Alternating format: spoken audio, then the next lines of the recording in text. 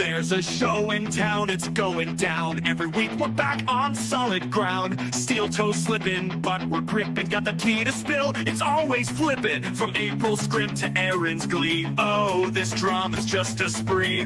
Polydrama, legal trauma. Another win, oh, that's the karma.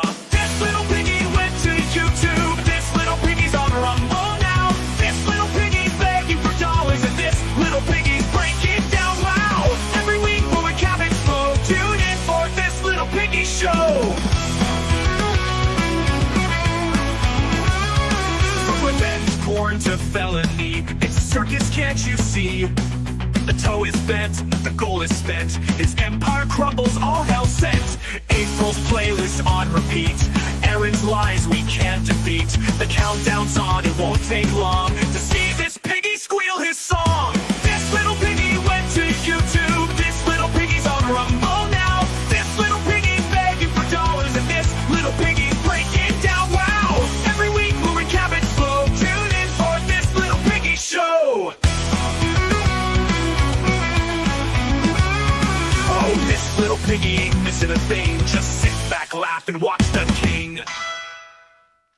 Welcome to This Little Piggy, a weekly roundtable discussion about the Steel Toe Morning Show and its semen ingesting host, Aaron Imholt. I am Carl from Who Are These Podcasts. With me, as always, is Moody from This Little Piggy. What's up, Moody? Hey, what's up, Carl?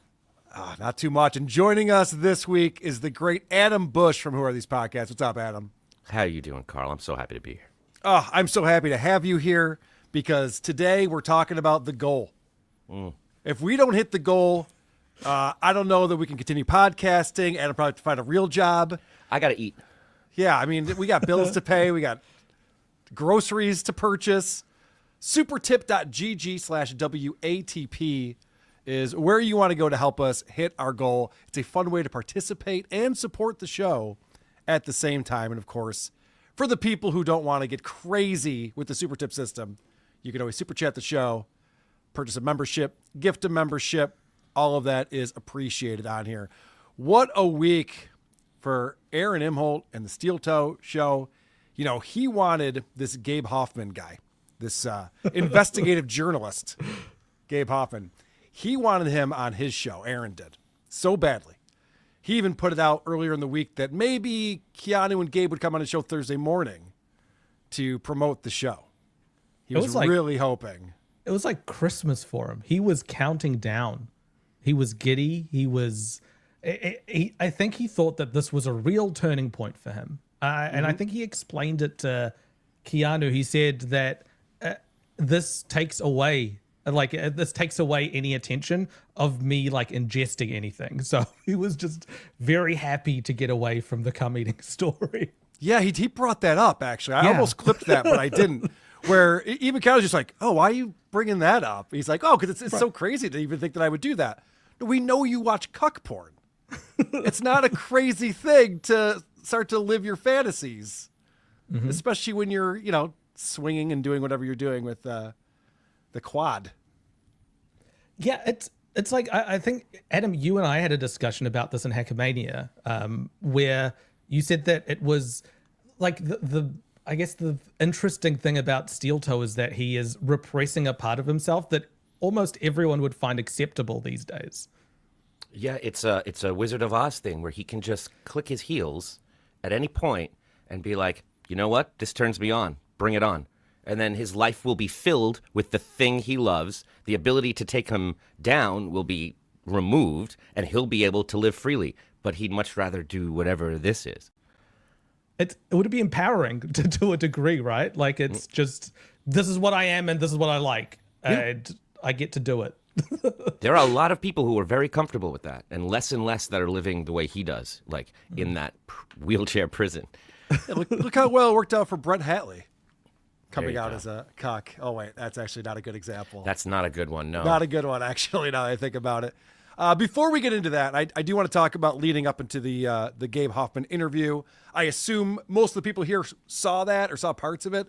It was pretty well attended at the beginning of the show last night. We were noticing over 2,200 live viewers on Keanu's channel. Very big show for her. Yeah, between that and I think she was on Rumble and Kick. I didn't even look there, but she got the most viewers she's ever had on her show. And where did those viewers come from? Was that because they wanted to see him reveal something? Yeah, I think there's a lot of Kiwi Farm viewers. Yeah, that would be my guess. What do you think, Modi? Yeah, absolutely. These are the Kiwi Farms and by extension, everyone who hates Nick who wanted to see something. Because this is, I mean, Gabe is a investigator, hedge fund manager. Like that's how he builds himself. And he was sort of staking a bit of his reputation on revealing something about Nick Rekieta. So there was like an air of legitimacy around it. And I think that's where a lot of the excitement came from. Yeah, he certainly acted like a person who wasn't comfortable having an air of legitimacy around him. Like he immediately got very, very cocky and wanted to, remind her that, this was a gift he gave her over all the outlets that wanted this scoop. He gave it to her for some reason he couldn't explain.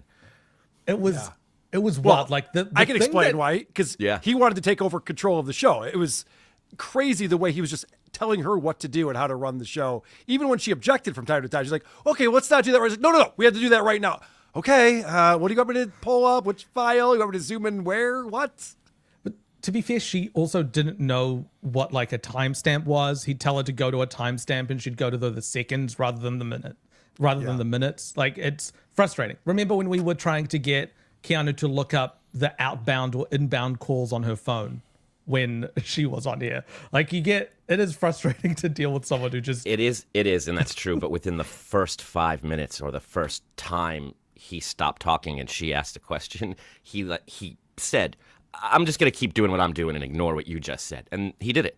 That was within the first 5 minutes. So it doesn't get any better. Like he enjoyed putting her in her place. Maybe that's what it was about. Interesting. Well, Adam, I'm glad you got caught up because Adam wasn't able to watch a lot of it live. He was in the middle of a 3-hour-long interview with Joey C last night. How did that go, Adam? You have a good time with Joey C? I don't know. I'm still processing it. All right. I don't know how I feel about it. Yeah. Talk about WTP next week, I guess. That's a good idea. I need to reflect and then... Before we get into all the Gabe Hoffman stuff and Keanu Thompson, I do want to cover that. I just want to say, please. I checked in on that like halfway through, and there was one time when Adam was like getting ready to talk about his friend's book about something to do with the Yankees, and you were starting to get into a personal story, and it was like bordering on like endearing of a connection between you and Joey, and then he just asked you, do you know anyone at the Yankees, by the way? Like it just completely took a Jake Hudson turn, and it started to be about, who do you know? Have you met this person? It was, yeah, There's I don't know more how you do it. Topic time. What's his name? Oh, Harrison Young. There's a bit of Harrison Young in there. A bit of Harrison Young, a bit of Stuttering John. I got to know all the Joeys a little bit last night. All right, so before we get into all of that, I want to talk about the One Pun posted this on the subreddit.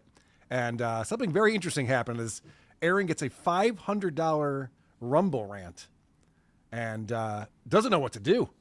Fauci's Pangolin, do you want me to refund this? You want to try and cancel this or have me refund it? Because that is way too much fucking money.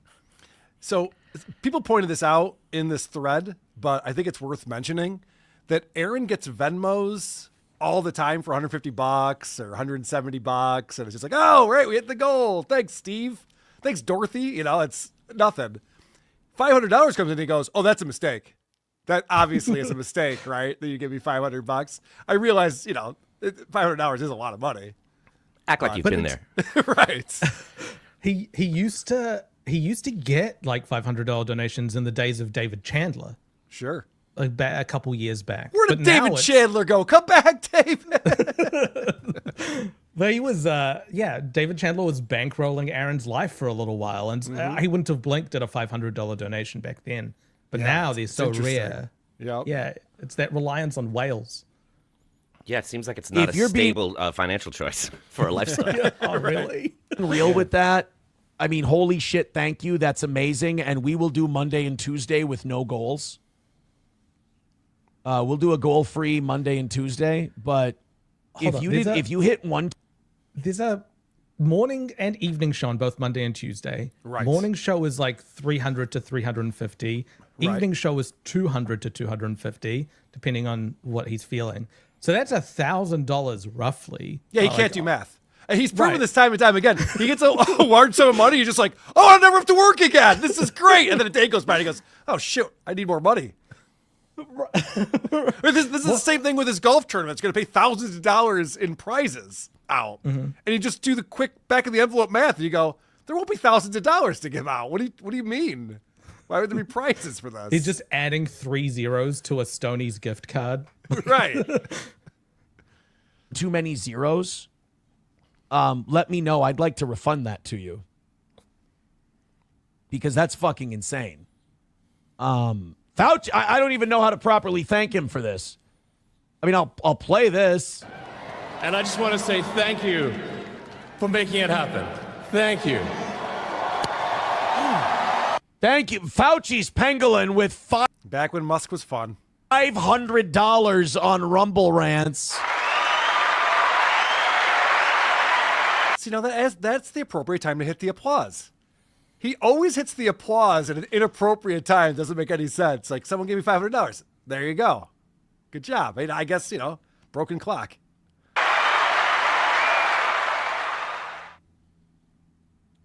I don't know if he meant to do that. Let me see. I want to go forward in the chat here. It's $500. He It's said great that- supposed to be. It's great that donating $500 brings the show to a halt Yep. as he has to read the chat. Like, Yep. it's Now he has to go very there and exciting. read to see if this was a mistake or not, what people are saying about it. What he wants to see is like, nah, man, you're killing it today. Don't even worry about it. That's what he's hoping to see. And Right, look at that's how like humble what and you gracious wanna- he is. Look at how he offers to immediately just give it back because he doesn't even need it. He's such a gracious guy.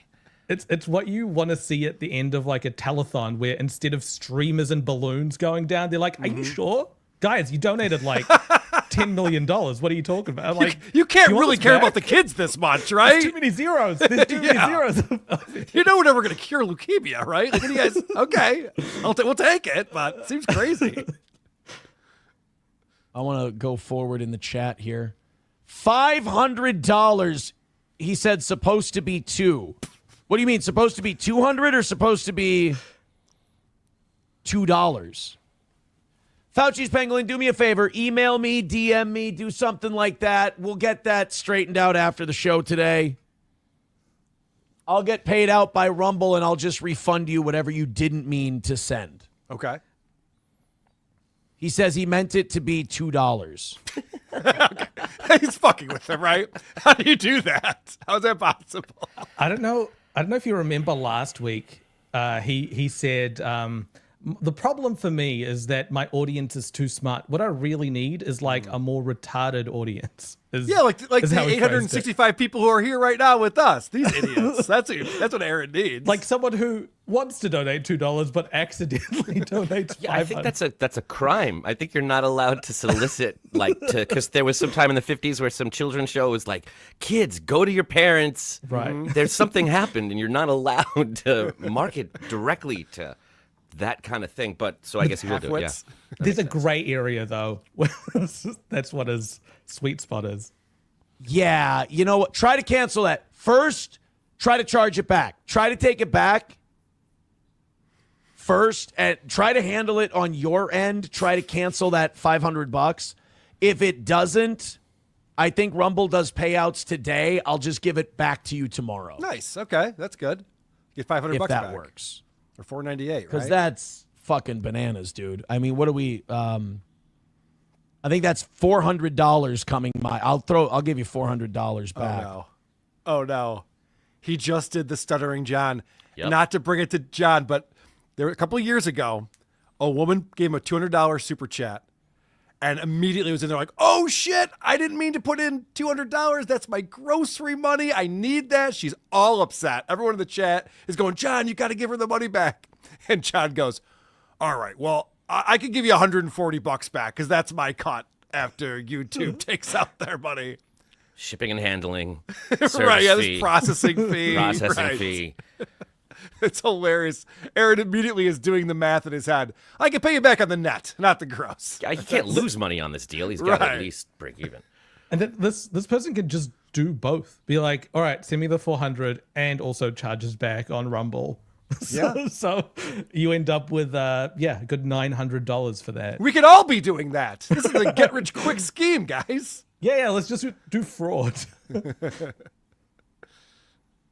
I'm sorry, man. How do you do 500 instead of 2? Can somebody... Crowder Wears Panties says, Aaron, I think you have to refund it. Huh. How do you try to do $2 but it ends up 500?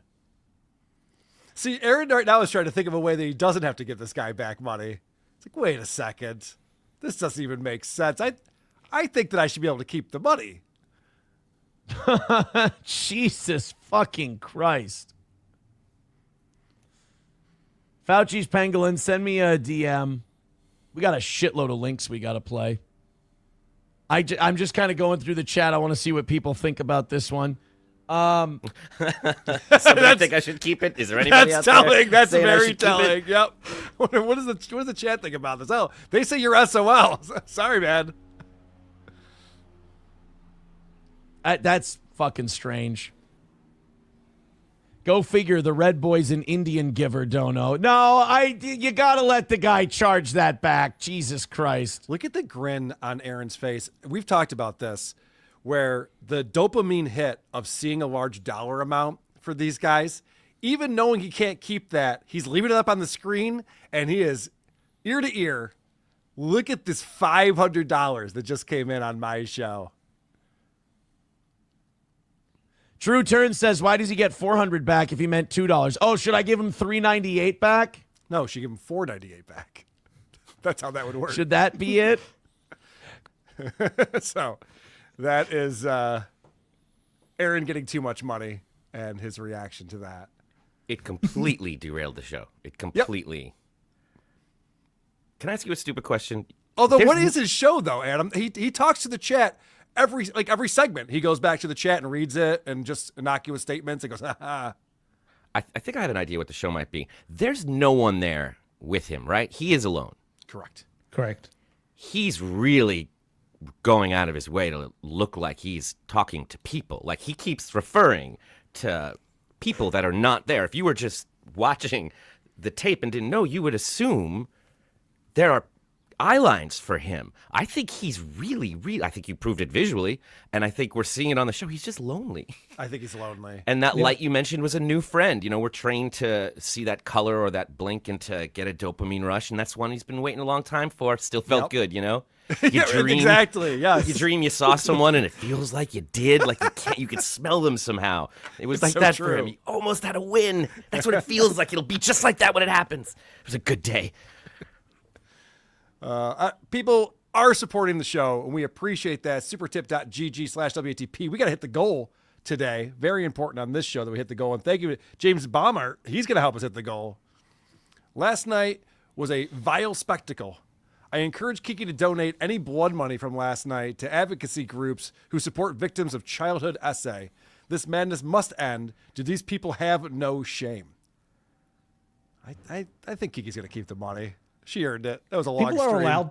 People are allowed to make money. That was a long stream. I started watching it with my wife. She tapped out almost immediately. I mean, the technical difficulties to begin with didn't help. But, man, did that guy have an agenda. He had 5 hours of material to go through because they even talked about that there were things he didn't get to. Mm-hmm. Yeah, it was the wrong format for all of it. Like he tried to present all the stuff as new evidence, but none of it was new. He was just mainlining Kiwi Farms for a week and a half, self-admittedly, from him. So he was just presenting that information. I think he's used to hanging out in more mainstream circles who don't know about Kiwi Farms. When he was explaining that Ethan Ralph's a bad guy, I'm like, oh, okay. Is this what we're doing? I mean, we don't have to litigate this anymore.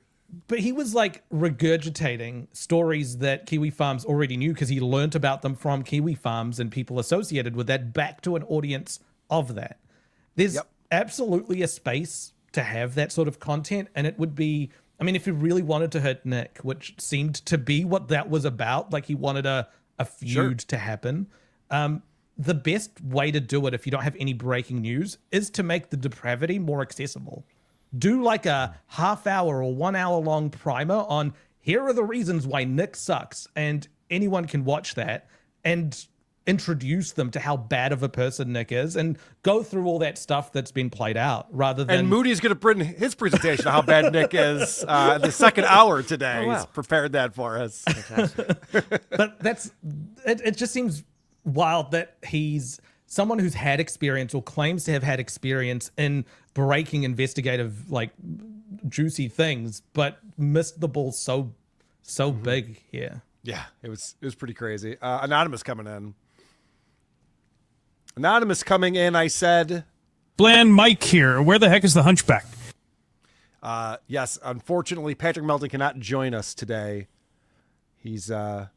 is he on vacation or something? He's been talking all week about how he's not going to be around this weekend. He said he was going to be at the range, and it's up to us to guess whether it was golf or shooting. So, got it. Very exciting. We game. meet again, my arch nemesis, Moody, the only man smarter than me in the Dabbleverse. Come real close to me. I'll give you something to graph. Wait, did I say that out loud? I didn't realize the Did you guys hear that? You can hear that, right? You could. It's Okay. not in What are you your talking head. about? Okay, good. Just making sure. But I do look forward to Moody's in the form of a barcode going to show us visually how often Nick Rekieta checks the Steel Toe Boring Show Reddit thread. Turns out it's much more than you think. I would if I could, but that information's not public, so I can't. Oh man, we got the opposite problem of Aaron over here at Ewa, who just gave us $5, but tried to give us $500, but didn't get enough zeros in there. God damn it! All right, well you can just send me the money directly. You can just wire it to me, Or just do this 100 times. Yes. What if everyone did that 100 times? Dave Taft comes in. Hi Moody, hi Carl, hi Adam. Now say hi to me. Hi, Dame Taft. It's always about Hi, Dave Jamie. Taft, isn't it? $5. Hey, Carl, I thought you were fun. I thought we were fun podcast friends. For no reason, you ignored my super chats recently. Why? Club-footed animosity? Moody is the worst, by the way. I've ignored your super chat. I did not know I did that, sir. The only way to get back at me is to super chat me more. Buck Naked, member for 10 months. Hey, nerds. They don't give these milestone chats to just anyone. That is true. You earned it, Buck Naked. Thank you for that.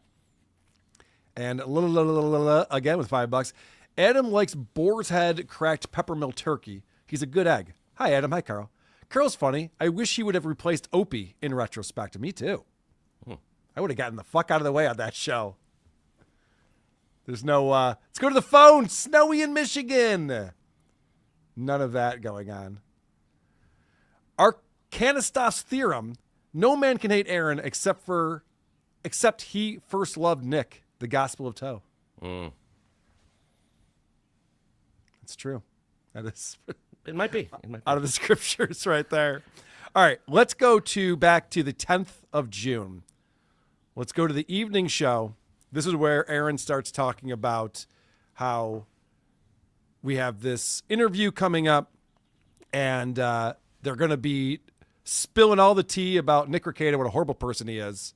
And so Nick on his show tried to get out in front of it and talk about what he thought they were going to mention, some of the incidents that he was going to mention, and Aaron responds to that. If there's nothing to get ahead of, don't get ahead of it. If you, hey, a thing's gonna come out. They're gonna say I did it. I didn't. Not there's a thing that's gonna come out. It's out of context. Here's what happened. Ba ba ba ba ba ba ba. I've done that before. Actually, no, I've never. You know what? I've never done the getting ahead of it. That is insane. This is what makes Aaron so fascinating to me. So Aaron goes, I've tried to get out in front of things before, which obviously he has. We can numerous examples. We'll go through a couple. And then because he's such a narcissist, he's like, no, that's what bad people do. I don't do that. I'm a good person. Yes. Therefore, I don't do that. But the most recent example was when he thought, from that one little comment in a Discord somewhere, he thought we were going to be showing how often he goes to kiwi farms. Or I don't remember what he thought it was going to be, but he thought we were going over his kiwi farms history. That's right, over his kiwi farms history. And he goes, guys, just so you know, I have it on my browser on my phone that every time I open up my browser, Kiwi Farms loads. I'm not going there. I'm looking at sports scores like a dude. But it loads as one of my 3 tabs that's on there. He was trying to get out in front of it. And now he's going, I never get out in front of things. Or when we had a picture of the letter that he had and we posted that. We posted the picture of the ring with the letter, and he spent the rest of the week saying how they have nothing. It's just a letter that I wrote to April during a moment of weakness. Well, also, let's not forget when he was on Kino Casino a year ago and dropped all sorts of information trying to get out in front of it because of all the drug use and the sex and everything else that was happening with these two couples. Which is crazy because he had so much. He had less to lose than Nick or Kayla or April in that situation. He could have just not mentioned it, and they would have also not mentioned it. It's not correct. Something he needed to get ahead of. He had mutually assured destruction. He should not have admitted that all of his detractors were correct about him in April. That was the dumbest thing he could have done. I always wait till it comes out, and then I address. I always wait till it comes out. Listen to that. That's insane right there. You know what? I've never done the getting ahead of it. I always wait till it comes out. Like when PPP asked me if I was sleeping with Caleb or Kate, and I go, yeah, actually, let me tell you about the first time it happened. I was on my birthday or her birthday or whatever it was. He tells the whole story. There was a bullet of cocaine next to my kid. Like all these stories that just would have never seen the light of day. He admitted to. I think that's a more honest way to do it. But I don't think it's necessarily always a lie to get ahead of things. Okay. So I think he just realized in his own head how stupid this is. So now he's going to explain why he has leaked things before they came out. But when he does it, there's a specific reason for it that justifies it. And this to me, I thought was incredible. I talked to Moody about it before we started because I didn't know. I'd never heard this before. And I don't know if I'll check the chat maybe if anyone else was surprised by this or if this is old news. I had never heard this before. I don't think there's anything wrong like sometimes you're being blackmailed. I mean, as a matter of fact, the reason I came out with all the polycule stuff is I got blackmailed. The reason he came out on Kino Casino and then subsequently the rest of his media tour and his show, spilling everything, which if you want to do for content, great, but he did that wrong because he told every story right out of the gate. He could have been leaking piece by piece over time. Anyway, neither here nor there. He just said the only reason why he spilled this is because he was being blackmailed. Mm-hmm. I can speak toe, so I'm glad that Patrick's not here this week. When he uses some words, he doesn't mean the words as we understand them. So, for example, he claims that we do this show because we want to live vicariously through him. Right. I don't think he knows what vicariously means or live vicariously through. No one wants his life. No one here wants, seems miserable. Wants that. Right. Yeah. So when he's saying blackmailed, I think he's not talking about someone extorting him, but maybe like a Nick or someone, Nick mentioning, hey, it would be bad for both of us if this got out. Me, I've got a YouTube channel on this, and you have got your relationship with the mother of your kids. If she found out about drugs and all the swinging and all of that, that might be bad for you. I think he would classify that as blackmail, whereas I think it's more explaining what the situation is very explicitly to someone. That's interesting. And Rupio in the comment I just wanted to pull up says if the Toe had been blackmailed, he would have mentioned it for the last year endlessly. Yes. Now, Moody, you're saying that you speak Toe, and so you've translated this into a completely different meaning than what he just said.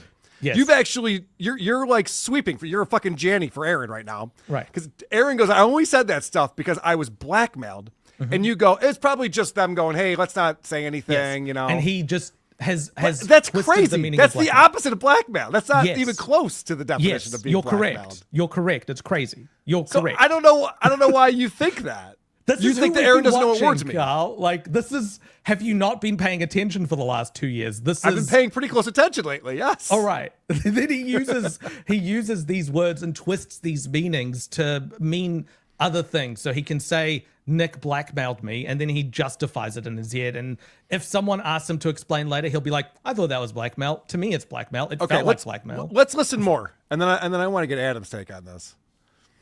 I got threatened. I got told, boy, you know, somebody told me, sure would be a shame if your ex-wife found out that you were doing all that Molly and shit. And I'm like, oh, really? Okay, so already it doesn't sound like what you're describing, Moody. Sure would be a shame is a lot different than, hey, let's keep this, you know, it's going to hurt all of us. Let's keep this on the DL. Sure Well- would be a shame is a threat. Well, you also don't know whether someone actually said "sure I would know. be a shame." I know. Or Moody, why are we even listening to anything he says if you're just trying to change the definition of every right, word he's but using? you need to untangle it from like the filter of Aaron. I don't need to do And- anything. I can just listen to it and take it for his word. All right. What are we doing here? Just play the clip and minimize us. There's no need. Correct. Right.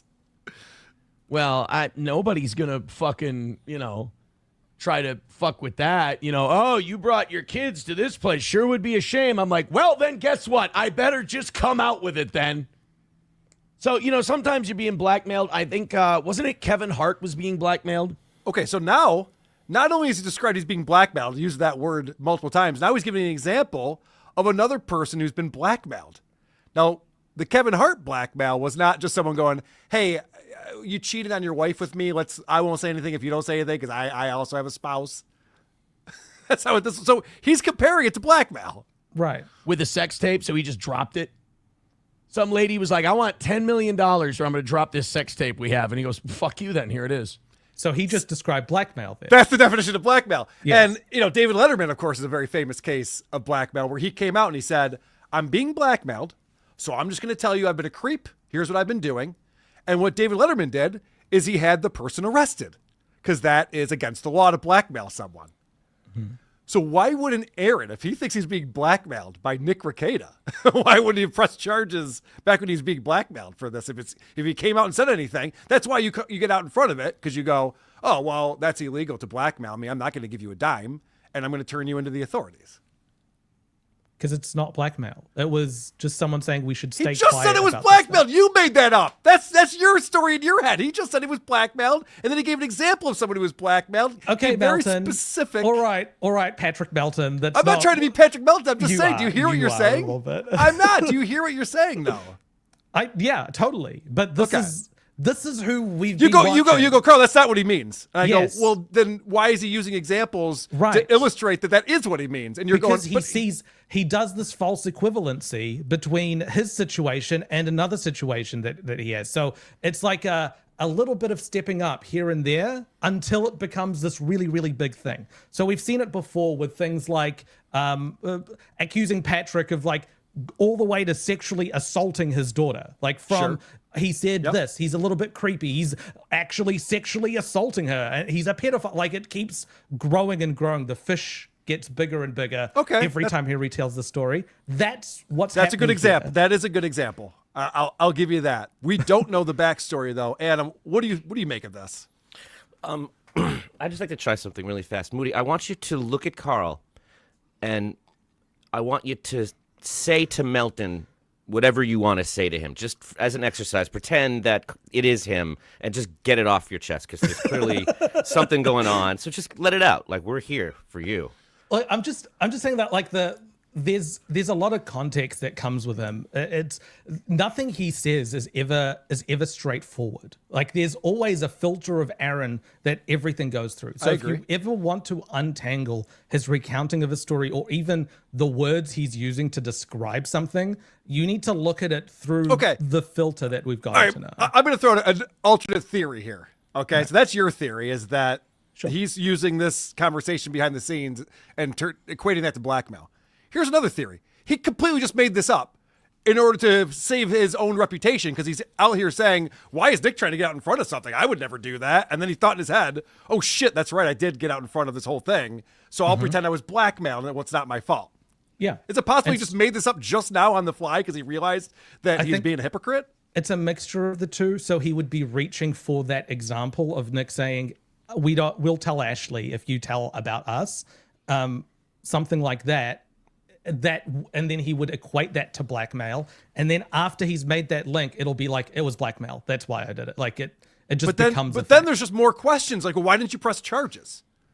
Right. You know, you claim that Nick's the one who's trying to get you arrested. Well, he was arrested, obviously. But he claims that Nick was the one behind that. Well, then if Nick's also blackmailing you, he might want to go to he goes to the authorities because somebody knows his browser history. The FBI's on that. But he doesn't go to the authorities when someone's blackmailing him? Yeah, you're using the word blackmail because he used it, but I don't Correct. think he used it in the way that I understand blackmail. I understand what you're saying. And if he had just said it one time and just goes, I only brought it up because I was blackmailed, we can have that conversation. But then he brought it up with the Kevin Hart example that tells you he knows exactly what he's talking about. Because he sees himself as Kevin Hart in that situation. It's his grandiosity. Like it's. I do think Moody is correct in his general assumption that Aaron's relationship with the English language is a very it changes a lot, and his definition of words is really just like a fluid, right? Elastic. Yeah, elastic. Very good. He's trying to it's always a movie moment for him that has to account for all of the angles. So he's creating this story where he's a victim, of course, but also in charge of his destiny, and his hand was forced, but he made this choice that he was in control of to release this information. He's just covering it all, and he might know what it means, he might not. Comparing himself to Kevin Hart, it's whatever celebrity is on his mind. What I can't shake, can you help me out here, Moody? Where's his computer in his eye line? Like, where's the screen? So he's got two screens. Where are they? So they would be like here and here. Okay. Yeah, they're below because Yeah. we've seen angles. They're two like 1080p televisions that he has. They're very big. Okay. And they're just below if you brought the camera down, you'd see the top of them. Okay. On one of them, he's got OBS running, which basically shows his face. And it basically shows his face. And on the other screen is the screen that he shares, which would have the donations and anything else that he shows. Okay, well, yeah, one of those screens is his face, and it's big. And he likes to look at it, and you get that little wink like there's a person there. It gives him that little smile, because really, you accounted for two of those eye lines. There's two others that I can't account for. They're a little farther off that he treats like people, and then he refers to specifically something will come up and he'll shoot right to that one, and then something comes up and it's over here. He's really like what was that Tom Hanks movie talking to the volleyball? That kind of thing. Castaway. Yeah, He's performing. He's very performative on the show. I think he might also, while he's in it, believe it. Like he doesn't feel alone. Like these are people. He's feeling something. I thought that was a baller move. So getting ahead of things when you're admitting something, That's him is looking good. at himself. Which one? Which? Let me see that. That's him looking at himself. Right there? Yep. Okay. And he's going to like the way he looks. I There's guarantee it. Also, something else that's happened. We've noticed that he's lost one of his teeth, bottom left, stage left. So it's shows up right on the screen. But I think he's also lost a tooth on the bottom right of his mouth. There's teeth missing from both sides. Yeah, I saw the image you sent me over. It's hard to tell if there's just a little gap up near the top, or if he actually is It's on the missing bottom a tooth. row. You can actually see in this shot, the one you're talking about on the right side. Yes. If I zoom in a little bit, and it's been really interesting that can I zoom in? I guess I can't. It's been really interesting that he's been talking about people's teeth a lot lately. Ever since it's been pointed out that he's missing a tooth, Yes. all of a sudden Patrick Melton has bad teeth, and anyone he's talking about, he zooms in on that for some reason. He's a guy who, when insulted, insults you back with the same insult because he lacks creativity. the funniest clip, we played it on WATP, Cringe of the Week. The funniest clip I saw this week was Chad Zumach getting back at Anthony Cumia by saying, no, you're boring. Right. Oh, you think I'm boring, Anthony? Guess what? You're boring. Boom. Yeah, wow, what a comeback. It gets really meta with Aaron, though, because he'll be like, you guys are projecting. Like, that's what you're doing. And he's like projecting about projecting, and it's just, it can be a mind fuck. Yeah. I've noticed it's hard for some people to get into Aaron right away because he's so confusing. He says everything. He talks out of both sides of his mouth, and that way he can always go back and say, see, which I'm going to show a huge example of that from this week because everything leading up to the Gabe Hoffman interview and all of the hype around that. And then the way Aaron treated that this morning is hysterical. That's the Mott and Bailey tactic, for those playing at home. Do you want to describe that? Okay, that's when you state a general position, and then when it gets attacked, quite a wide position, when it gets attacked or someone says, that's wrong for this reason, you can be more specific and say, I wasn't talking about that, I was actually talking about this other stuff. And so you can always be right by not being absolutely specific about what you're talking about. Well, Aaron is always right, so it's very possible. Nancram coming in. Let's not forget about the goal, people. We're having a lot of fun today. But supertip.gg/WATP. Jules David is watching right now and going, Carl's not reading a lot of super tips. What's going on over there? This was on NLO's channel. There'd be a lot more super tips coming in. Nancram's here for us. John was worse. He not only gave her only the net, but made her wait till after he got paid the next month. That's right. I forgot about that. He's like, I don't get the money till the 21st of next month. That's what I was talking about. You can't buy groceries. Wait, he can't send it if he doesn't have it. I don't understand. He's got to wait for it to come in. What is he supposed to do? Fair enough. What John always because I think OJ had something similar happen to him as well, where he had really? $100 tier and someone accidentally signed up to it. And he paid him back and lost money on it. Oh, that's funny. The next month. Well, he did the right thing then. Ricky Bev. Oh, yeah, 500. Clearly a mistake. Don't panic, Spider-Man. Slowly grab the phone. Pretend to refund the money. Well, tell them something's wrong with the internet. Yeah, I could have just blocked him after that. So he never chats in the chat again. Pretty Antisocial, who was invited on the show tonight, couldn't make it. They're here. Sending love and appreciation to all the dads this Father's Day weekend. Have a great show, guys. Well, thank you, Pretty Antisocial. Happy Father's Day. Wingus McDingus. Bean cheese, bean cheese, bean cheese. Thank you for participating in the show today. Iwa. Shut up, Carl. Okay. He's got a point. Now, do you celebrate Father's Day as an abortion guy, Carl? I do with my own father. I'll be with my father and my father-in-law on Father's Day. Just thought I'd ask the tough question. No, I know. I appreciate that. Do you think it'll come up tomorrow? Will there be an acknowledgement of the abortion? I don't think so. I don't know how you celebrate those things. We've all moved on. Scarface 222. I was being blackmailed, only it was by my daughter. Little bitch walked in on coke-fueled naked twister. God, I hate those kids. He sure does hate those kids. Hates being alone with them, as he messaged April. Little $20. Carl, can you attempt a one-time podcast with Jimmy and Ant to see if it goes well? Just open forum for 2 hours. Jimmy has said you're a funny broadcaster. I honestly think you three would be hilarious. Adam likes Salcedo turkey. Salsicito turkey? Do you like that? Is that true? I can't confirm or deny that. I don't know what that word means. Yes, I am going to reunite the Opie and Anthony show. Definitely. I'm on it. Let me work on that. Let me invite myself on the WABC radio show. James R., the greatest show ever. I wonder what's different. Yeah, right? Just feels natural. We can breathe easy. I don't know. Figure it out. A lot less weight. John Dalton, number for 20 months. Supported Keanu in Fight with Nick, but last night she shit on her audience. We waited 5 hours and she refused to read the April text she'd promised us. Yeah. Well, that was interesting because as she saw that it was going south, and actually she didn't see it was going south sooner than Gabe did because Gabe was reading the chat and Gabe was defending himself. It got really weird. Oh, wow. But then Keanu was just like, oh, shit, I got to save this. I got all these people watching. I'll tell you what, I'll read some text messages I got that I've never read before. And then I think she thought better of that. Doesn't make it look good. John Dalton, nothing changed from between that and the between her show yesterday and the this little Piggy that she was on. The only thing that's different is Nick yelling. Like apart from that, Kiki's skills and like her interactions were more or less exactly the same with that. It's still like missed Joe Biden at the debate, and everyone's like, "Whoa, what happened to Joe Biden? He's lost." You're like, "That's you think this just happened yesterday?" Yeah, it's the same character. All that's changed is the situation that she was in. Diablo Sandwich, Carl clearly missed his nap today.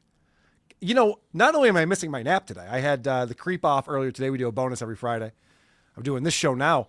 I'm going to be guessing on the biggest problem in the universe tonight with Dick Masterson. Vito is out, so I'll be joining Dick, presenting the biggest problem in the universe. Tune in to the Biggest Problems channel at 9 p.m. Eastern to find Has Vito out what it started is. texting you about that? He hasn't yet. Okay. Thank goodness. Tug Simp. No, stop assuming what Nick said. No proof. Yeah, I think she's talking to you, Moody. Right. Let's stop speculating completely Ronnie G. on this show where we speculate. I hear you. No, it's fine to have a debate. His rationalization is always like a field sobriety test on cam. It's all over the place. It's wobbly. Rockstar 81. Moody, can you redo that bit from a while ago where you ask Adam how he manages now that his career isn't exactly on fire anymore? Yeah, it was a great bit. The best part of that bit wasn't when you said that and everyone went, "Oh," is when you tried to explain yourself by saying, "No, I'm just trying to tell him that, he can relate because, like the best stuff he's ever done is also behind him, so he can." It's getting worse and worse. Yeah. And also he's lost his looks. And I mean, I just thought that he would understand. Yeah. Oh, he's got a broken heart. He'd know what he's like you. He's also broken inside. You two could get on. My favorite part of that is one that no one saw, which is the extended bit that Adam did afterwards where he just ignored me. Like any message I'd send to him, he'd just leave it on read. He just did not acknowledge me at all. And I think that was a good bit. You see, I don't know if I'm supposed to say this or not. I don't know what the rules are around the little Piggy onion locker rooms. But that was Melton. He told me to do that. He texted me. Did he really? He knows me. I don't think he never reached out to me before. But he's like, "Hey, that was great. Don't respond to Moody. Let's let him sweat it out." That's hilarious. Oh, Patrick. He's conniving with a weasel, isn't he? Gonzo's been a member for 22 months. Gonzo Shitcock. Happy Father's Day. My dad died because Joey C was streaming and it didn't call 911 and let him bleed out. But I don't blame Joey. I blame my dad. Oh, that's a good attitude to have, Joey also blames your dad. Joey's just a streamer. What's he supposed to do? He can't stop the stream. Waivers coming in. Supertip.gg/WATP. Waiver, my number one son. Boo boo. Baby. Thank you, Waiver. I just got a text from Patrick saying that wasn't true at all. So, am I in a house of mirrors where, everyone's just fucking with me? I don't know what's going on anymore. You don't know what to believe anymore. Yeah. Suddenly, I feel like one of these people now. I'm like, I'm going to show the texts. I'm going to right now. That's right. This is how it happens. Prove it. Seize the day. $3. Melton's away. No details. Father's Day. Congrats. LOL. Yes. Patrick is celebrating Father's Day with his children. His 5 children. They spend every Father's Day weekend together. That was another thing that I was hearing Keanu and Aaron talk about this week. Right. The fact that Nick went to Vegas on Mother's Day weekend. And Aaron goes, "I even get a little gift for my ex-wife on Mother's Day." Completely ignoring the fact that Nick flew back Saturday to be there in time for a recital for his kids on Saturday and to be there for all of Mother's Day. Yeah, I don't think he slept on Friday, Saturday night just to catch. No, you could check his Twitter. He did not sleep Friday night. It was like a very early morning flight so that he can be back there. Yes. But it's just funny how these guys create this narrative that they have. Also, I've heard her once when Nick was talking to her on her show, he was sending her messages. She was like, it was 10 p.m. and she's like, "Why aren't you looking after your kids right now? Why are you in my chat?" He's like, it's 10 p.m. They're asleep. Like kids go to sleep and we can do things. Yeah, but whatever. It gets weird. So this is from the show Yesterday Morning. And this is talking about new information is going to come down about Nick. He's very excited about. But I don't want to ruin the Gabe Hoffman thing. And plus, whatever I just got might not be true. Oh, I should mention, he's talking about how he just got a new piece of information about Nick that's going to blow everyone's mind. And he's like, I really want to tell you what it is, but it might be something that Gabe's already uncovered, so I'm not going to say anything. Is this the clip where he covers his mouth? I think he does, yeah. All right. But if it is, Nick might want to get on Twitter right now and start admitting to more shit because it's so weird because he goes, Nick getting out in front of this was the wrong thing to do. Mm-hmm. And then he goes, oh, wow, if what I just learned is true, Nick better go on Twitter right now and admit to it to get out in front of it. So again, This is like Aaron saying both things. We saw the same thing when he was before sentencing, like before a plea. He was like, he needs to come out. He needs to be honest. And then the next show, he'd be like, of course he's not going to talk. He hasn't pled yet. He needs to keep all his options open. Why aren't you being honest and talk? Like it's, yeah. If he thinks what he copped to is going to blunt what Gabe Hoffman's bringing to the table, if this is true, oh buddy. Whoa, buddy. Oh, buddy! You better start fessing up to a lot. Thoughts ahead of him? No. I'm lost in his eye line. Like whenever he catches himself, he gives it a wink. He gives it a little like you can really see when he connects with himself. He's in love. Yeah. It's just nice to see. All right, shut up, Aaron. Shut up. I'm not. This is another thing. Moody, you've been paying closer attention for a longer time than I have. Mm-hmm. Aaron referring to himself in the third person seems to be happening a lot lately. Has that always been the case? Yes. I mean, he calls himself the toe. Sure. He also does I guess it's technically still first person. He says we, so he pluralizes himself quite a lot. But people who call themselves by their own name a lot, that's part of a personality defect, right?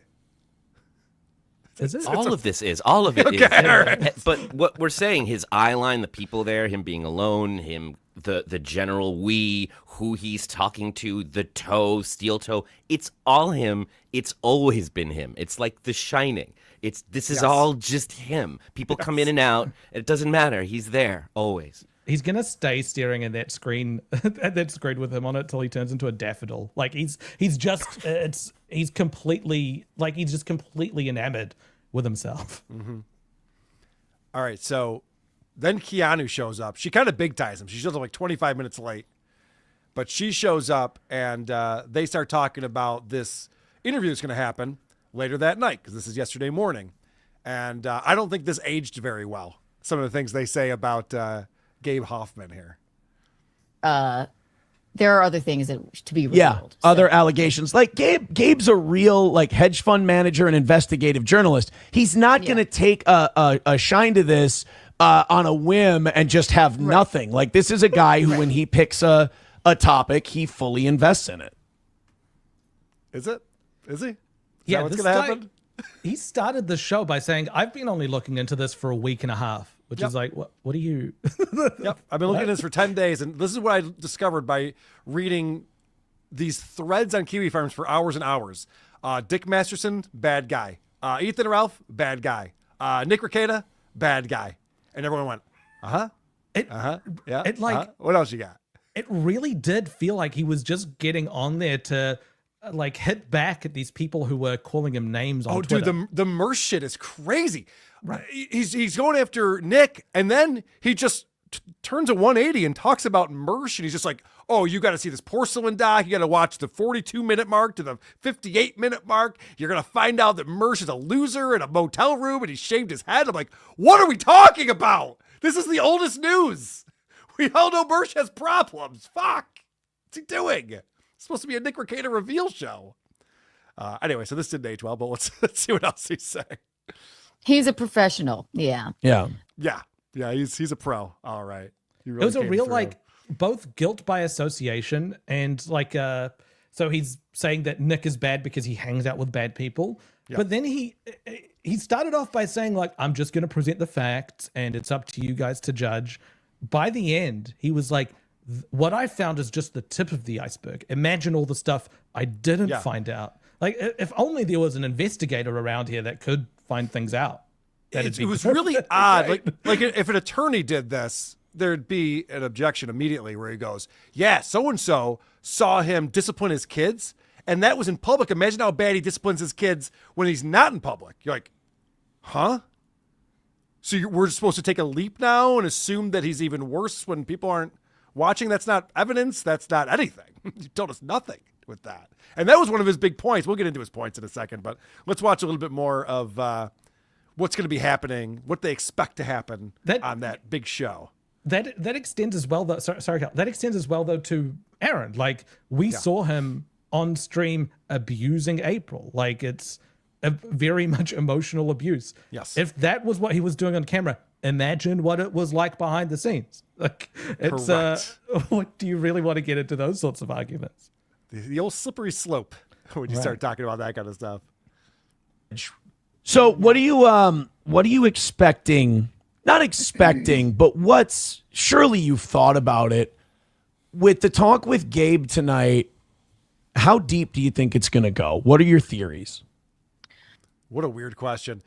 Aaron had just been promoting this all week. He's like, this is going to be so huge. He's quite jealous that Keanu's getting it. He was trying to get the scoop of both of them on the show together, but Gabe didn't do it.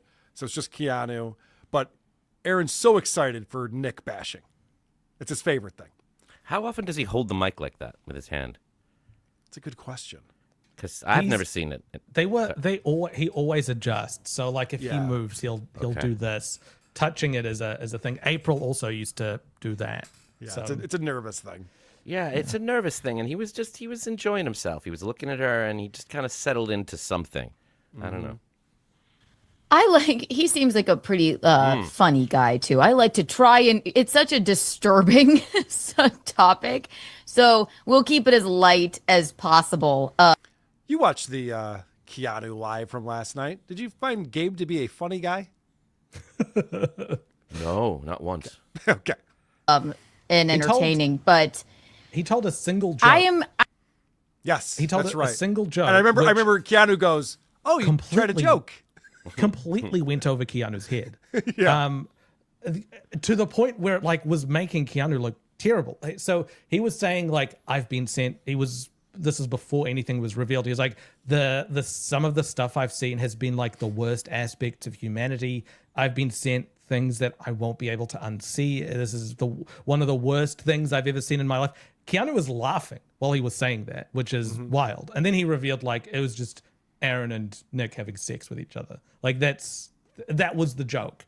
But the lead up to it was completely undermined by Keanu laughing at ruin the whole thing. Yeah.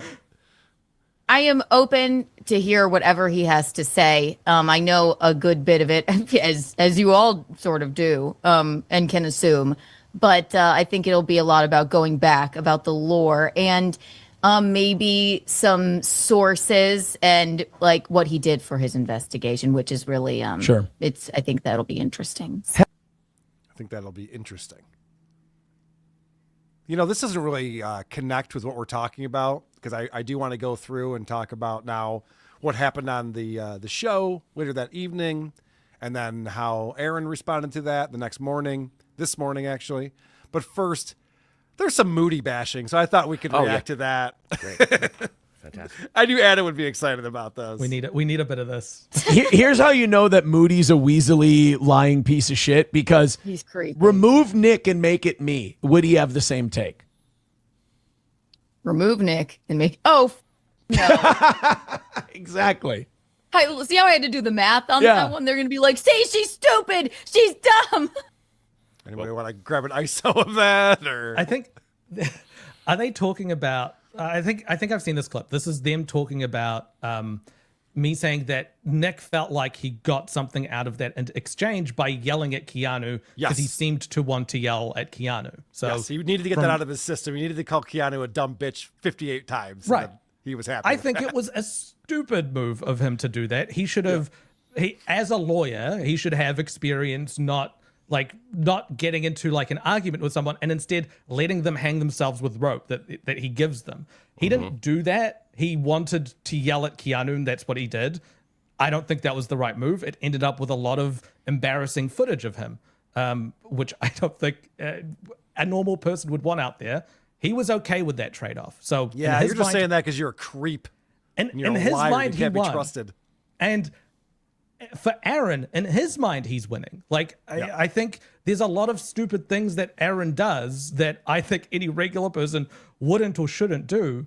But the reason we watch him is because he thinks he's winning all the time. That's one of the biggest delusions. So, no, yeah, I would have said the same thing about him. Aaron thinks he's winning. He thinks this has been the best year of his life. And the interesting thing I don't about think he it does. is the dissonance. I don't think he does. I think that's what he projects. I think that's what he says. Okay. I don't think he believes that. Let's get into well, okay, but with Nick, I feel like he believed that he wanted to yell at Kiki. That's what he wanted out of that. That's what he said. He would do it. I think he would do it again. I think if we invited both of them on this little piggy right now, I think he'd be screaming at her again. Yes. Right. But also, I'm not interested in Nick. Like, Nick is not an interesting character to follow for me. I think a lot of even this show is starting to like diverge a little bit towards Nick, and it's hard to draw the line of where covering Aaron needs to stop. Where do you stop with Nick? Why is there a line? There's no Aaron? line. Why is there a line? It's all the story. It's all these people in the story. What's the... Sure, but like, how far do you go? Do you go into like Nick's relationship with Zia or whatever that lady is? Go into all of it. You go into every single bit of it, and you'll find something somewhere until you get bored or feel like you've got it figured out, or we all end up dead. I don't know what the end game is, but I know that that's what you do. Yeah, you got to be open to all of it. It was revealing to meet Nick and to see him and to have that part of the story kind of revealed to me. And I got to be honest, what you said earlier was really true. A lot of Keanu was revealed to me during this interview. Like, he would say things and she would not respond in any way that would make you think she understood what was just said. Like, they were just like non sequiturs. She would just say unrelated things. It was a real disconnect that makes you wonder what she's doing there. And he seemed very frustrated with her. He was very frustrated. That happened on this little piggy as well, but it was, and there was super tips like playing in the background, and Nick was yelling. So it was people got distracted with that. Yep. But I mean, the source of frustration for me in that when we had Keanu on is just the inability of her to be able to hold an idea and like set up checkpoints or like things along the way that we both agree on, so that we can have a discussion based on the same premises. She couldn't do that. Okay, so let's fast forward now to Keanu's doing her show with Gabe Hoffman. I only have one clip of this. I want to play this clip, and then we can talk about what happened, because it was a long, very slow, very drawn out episode. But I was watching this, and I made a note of a timestamp in my head, and I went, we have to play this on This Little Piggy tomorrow, because Keanu's calling out what all of these content creators are up to. And she doesn't realize, I don't think, that she's actually calling out her friend Aaron on this one. Like, dude. No, that's the thing that they do. They all do it. Actually, I've seen it many a time. They're all like, let's box. They're like, we accepted. They're like, you don't have your boxing thing. No, I have my boxing thing. Let's meet up and box. It's fucking, it is so, I don't normally say this. It is the gayest thing I've ever seen.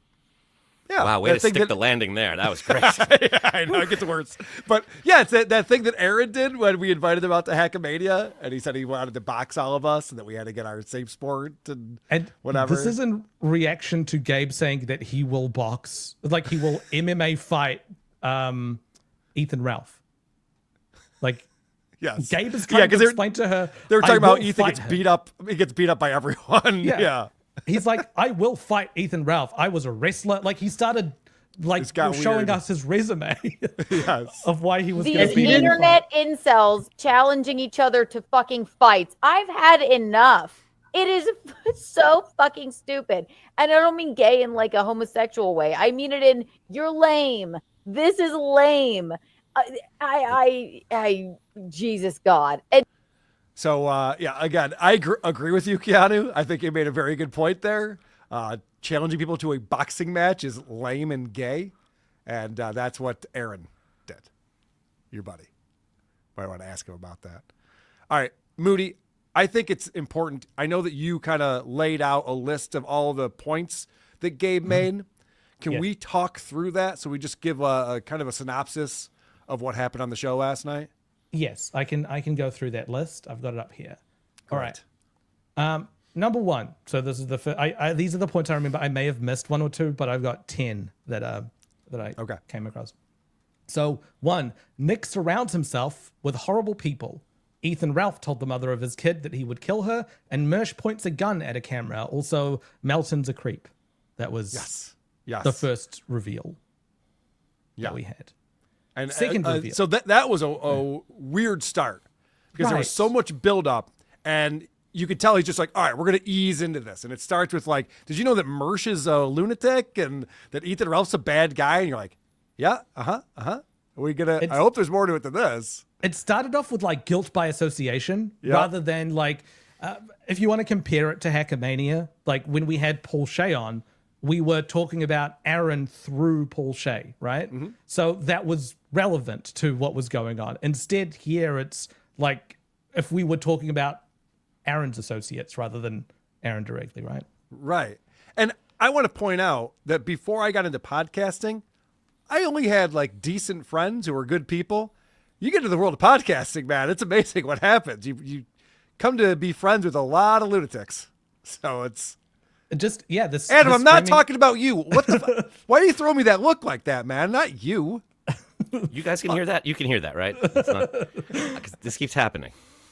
It's the streaming world in general. I've seen quite a few streamers say that, look, it looks like we're friends when we stream together, but in real life, we actually have nothing in common and there's a bit of a disconnect there. But it's a job for a lot of these people and they can connect. So, same thing goes here. All right, number 2.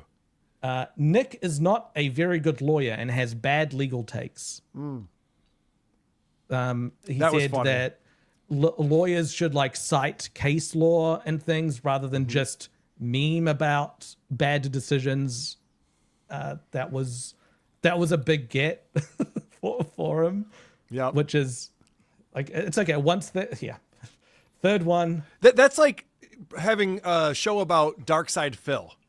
Mm-hmm. And you're like, I'm going to tell you shit about Darkside Phil. You didn't even know. You're never going to want to watch this guy's show again when you find out about Darkside Phil. And I go, he's not even very good at video games. Okay. Okay. Yeah. Sure. Yeah. I think that's true. Okay. What else? What else you got? The third one was Nick had the father of a girl who got kidnapped on the show, and the father had something to do with kidnapping. So Nick is guilty of platforming a really bad guy and should apologize. Yeah, he went into a lot of detail about that one. Yeah, I didn't quite get all of it. Apparently, Alyssa Clips was sleeping with this guy as well at the same time. It felt like a big hive of things that you need. But Nick did kidnap the kid though, right, and bring him to Mexico. Nick did that. No. Oh no, that wasn't Nick. No, it wasn't Nick. No. Had nothing to do with Nick. Oh, okay.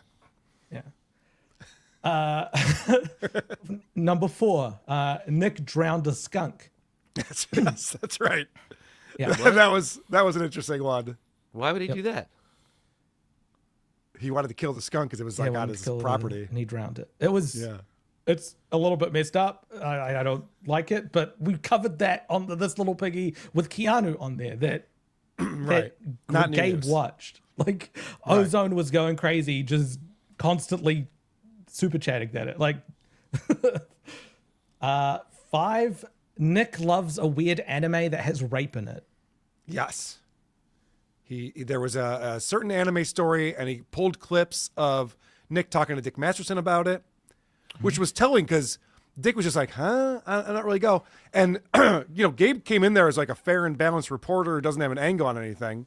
But you could tell he had an angle on things. He's like, even Dick Masterson's not going along with this. You're like, what do you mean even Dick Masterson? Like, obviously you have feelings about these people a certain way that you're saying things like that. He was very slanted.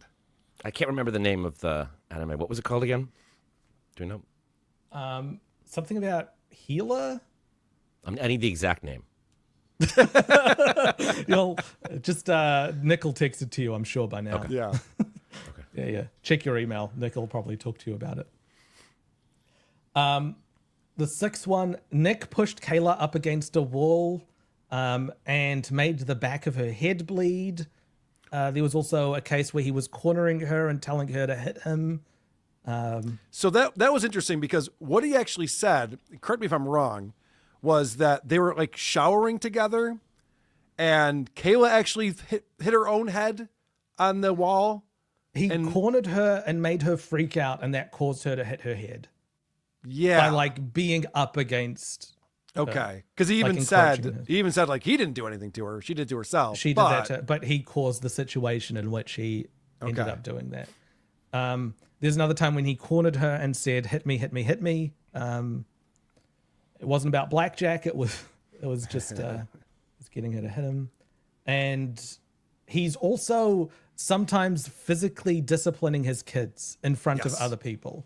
Was another one in that Which one. Gabe said there's absolutely nothing illegal about that, and everyone has the right as a parent to choose how they want to discipline their kids. But like literally just like, hey, listen, I'm not saying that's illegal or anything wrong with it, but maybe it's worse when people aren't around. Right. Okay. Great argument. Nick admitted to choke slamming his kid.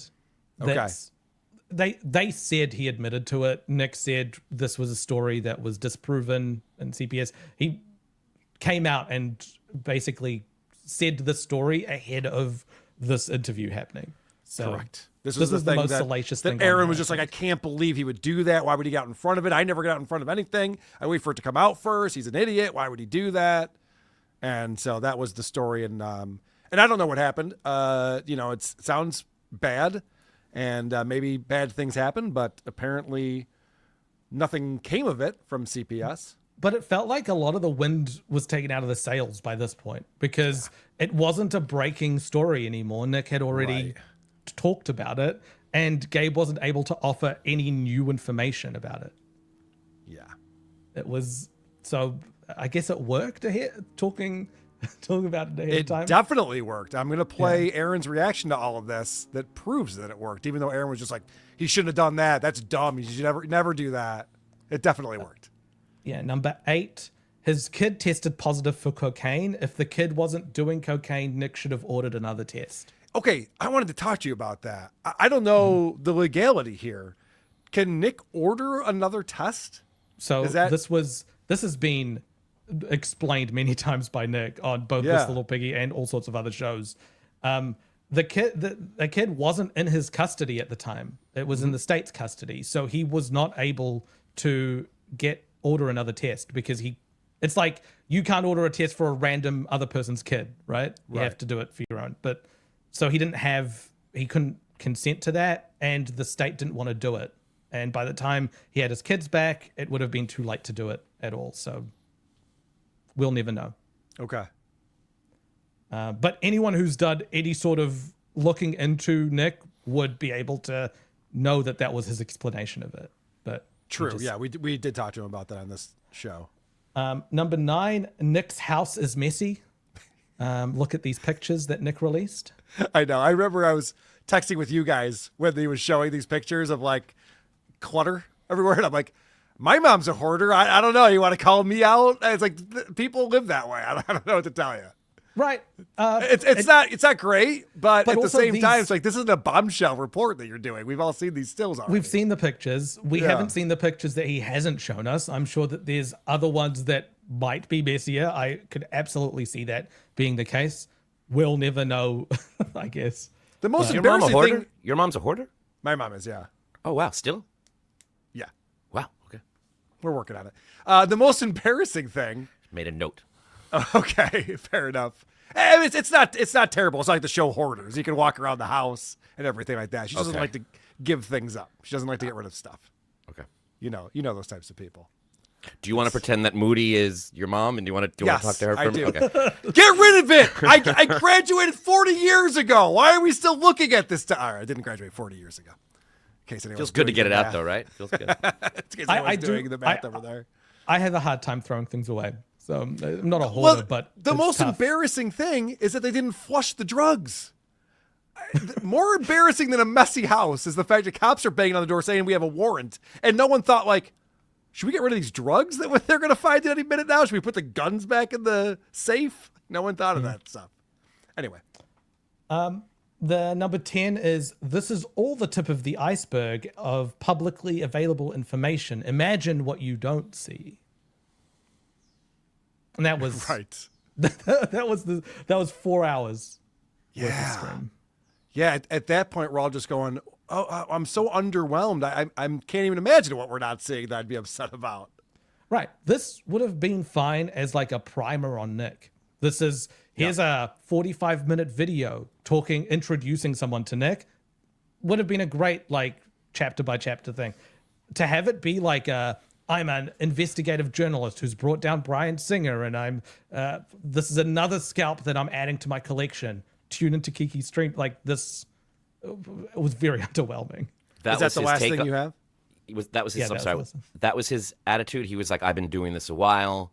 Yes. You're lucky to have me here." He started the stream by doing that. He said, well, by the end, he's like, I could be on CNBC anytime I want. All I have to do is call the producer. I used to go on there all the time. I've been on InfoWars. He's naming all of his credits, all the shows that he's been on. That's all true? I'm sure it is. Okay. Yeah, I'm sure it's true. He didn't let Kiki start the stream or like get into any of the details at the beginning until he spoke about all his history beforehand. Like he spent a good 10 minutes talking about his Bryan Singer expose. Right. But at the end, I think that because the chat was so turned against him, it was interesting to watch the chat slowly turn. Just on this tomato guy. Emojis. Yes, everywhere. A bunch of L's.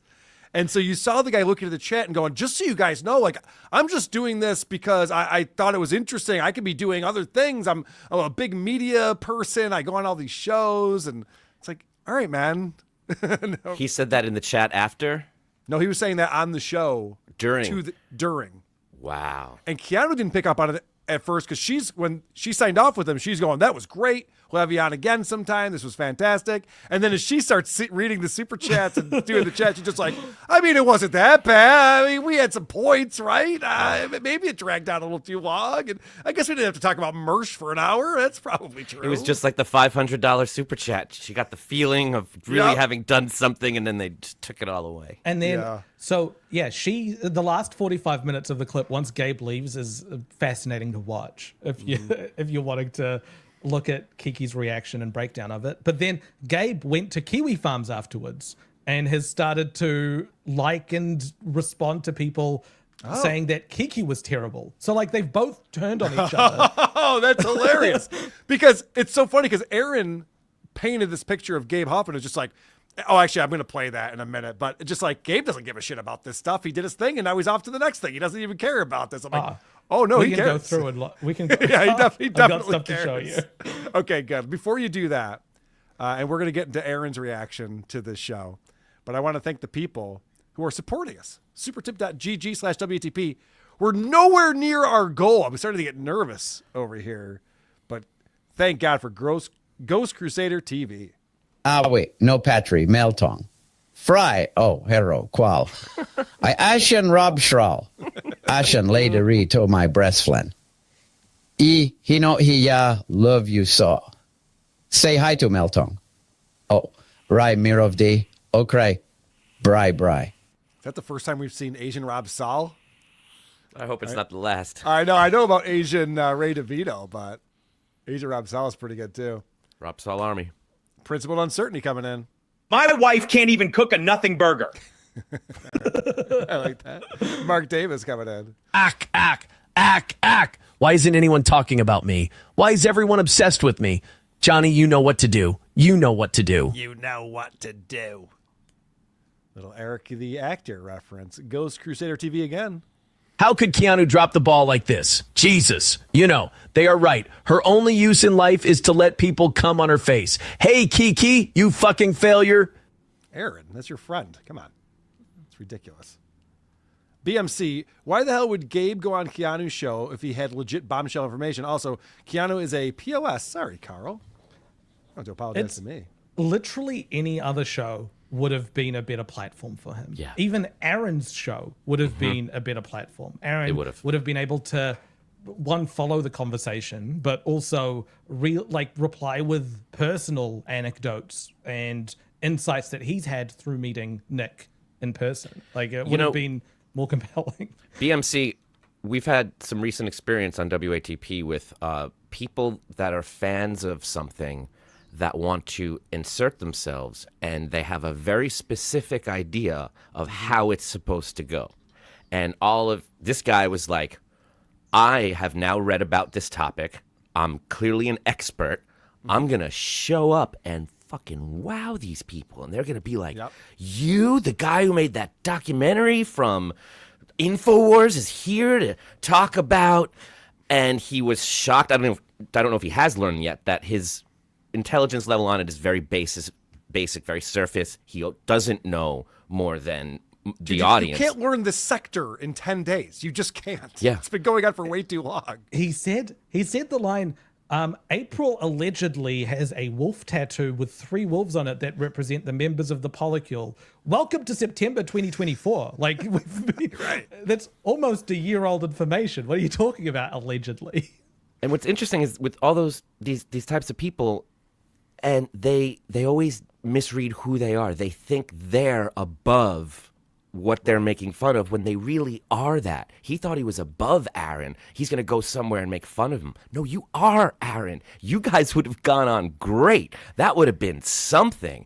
But you didn't want to risk that because you wanted to just look like this expert coming in to school us all that we're lucky to have. And that's not what happened. So everyone lost on that. Everyone. He also had a weird approach to this quantity over quality. So I don't know that he didn't, because he talked to a lot of people who know Nick. He claimed to talk to, he wouldn't say who, but friends, potentially family of Nick's. And so he had all this insider information, all these scoops and everything like that. But instead he decided to just water it down. And by the time you're 3.5 hours in, and he's like, and so here's a thing that you don't know about with Nick. People are just like, this better be something, man. Come on. You're killing me over here. It's too much. I was thankfully watching the NHL game go into overtime. That was very exciting because this show was so boring. Yeah. You've got 2 people frozen, like she needed it to be a bombshell, and it was not. And he needed this to be this, I'm this, royal scholar, and you're all kissing my ass, and it was not. But they were frozen, unable to adjust or move. That's when she's supposed to turn it into, okay, let me teach you. And he's supposed to turn it into, oh, tell me, I'll learn, and we'll grow that way. Instead, it was just this failed ego fest. And he kept giving himself excuses. That's the other thing he was doing. Aside from listing his credits, he would go, look at guys, I'm not a streamer. This is not what I do. So maybe I'm not as compelling as I'll never be a professional streamer. I don't know. It's like, yeah, we'll judge that. We know that. We're telling you that. Mm-hmm. The people in the chat are telling you that. You don't have to acknowledge it. Just be better. That's all. That's all I would say. It ended up, I guess, for me, undermining what his involvement was in his earlier projects, because he's listed as a producer. But if that is the quality of the work that he's willing to put his name under, then how involved really was he in the actual work of the stuff before? I think it did some reputational harm to set himself up so high. And if you do want to sue Mahmoud for saying that, he does live in New Zealand, so good luck. Good luck with that. It's fun to think about him reading Kiwi Farms, checking out these threads on Reddit, and actually becoming interested and a fan and going, I'm gonna blow their minds. Yeah. And then he gets on there and it doesn't go the way he wants, and now he's back on those forums defending himself for his life. Like, you become that thing you were making fun of. I'm glad Moody brought that. I have not seen any of that stuff. Yeah, that's great. The thing is, it seems like he's got the skills and resources to actually package things as exposés, but he just missed the mark on this. Like, why didn't he rely on the things he does best, according to him? Like, it was weird. It was too much. He sent too much stuff to Keanu. It was too much for her to manage. And him going, oh, okay, this clip, you're going to love this. Go to the 5-minute, 32-second mark, and then she'd, finally figure it out. And then she'd play it, and he'd go, oh, wait, this thing right here, let it play. And then she'd play it, and you'd be like, nothing just happened. And he'd go, okay, now let's go to 8 minutes. Like, what? like nothing's happening here in these clips. It would have been better anywhere else because like the technical issues, they didn't have much chemistry with each other. There were technical issues happening. Like even going to like a BYB style show would have been better than that, I think. Not to diss, but it was like a one where like a lot of people. That's the biggest insult Keanu's ever heard on this show. That was rough. I wasn't meaning it insultingly, but Diablo Sandwich, $5. Adam's 100% right. Moody's gone full autism on everyone, even tangentially associated with Aaron, except for Nick. No offense, you precious brown kiwi. I don't think so. But all right. Queefer Stutterman, I love you, Adam, but Blind Mike's puppets right about toe. Queefer, what'd the puppets say? Tell me. I don't know. I want to know. Supertip.gg/WATP. Moody's Top 10 list should be a weekly segment. The 10 things Moody noticed, powered by pasta buckets. That's a good idea. I like that. Ghost Crusaders can't get enough. Oh my God. I made Doc Rue Mentawi too. It's called Frawling and Rub with Man's Breast Friend. You can watch it on Hulu. Okay, Bree. That's great. That's a good bet. I'm into it. Principal Uncertainty coming in. I paid a witch doctor a fortune to animate a mannequin. My folks keep asking why a single man in his 40s skips. What is this $0 super chat that I'm seeing here? Is this your doing, Moody? Nope. Right. It would be one. Gabe walked into my gym one time and tried to teach me about boxing after learning about boxing from Aaron. Imagine reading forums, discords, and Reddit, and then presenting that information to the same people and wondering why no one is impressed. He'll fit right in. It's well said. That was Shane who you met at Hackamania. Oh, okay. Yeah. Thanks, Shane. And Ricky Bev coming in. Yo. What's up, homies? I listened to the Gabe Hoffman and Kiki show last night. My only complaint, it was a bit short. What up, Adam? Mrs. C says you can get that freebie. Spider gets to watch. Oh, shit. Thanks, man. Congratulations. It's too short. Yeah, I didn't realize Adam was still on with Joey C. I was texting with him. He's like, I'm still on this show. Like, oh, shit. $2. He had capacity. It's 4 hours long. Yeah. It's crazy. All right. Do you have stuff to present for us before I show Aaron's response to the episode? So there's a couple things that I want to show. Okay. First is this. It's the graph of what happened. Oh, this is interesting. During the show. Yeah. So this is a website, Kevin Brennan's favorite website called Playboard, which allows you to see what someone's stats are, how much money they earned, how much views they had. So if we go down here, this is the this is the show and how it went. So red is the number of viewers. We can see we peaked at around 2,300 people, roughly, about 1 hour into the show. I'll say this because I deal with these types of charts all the time.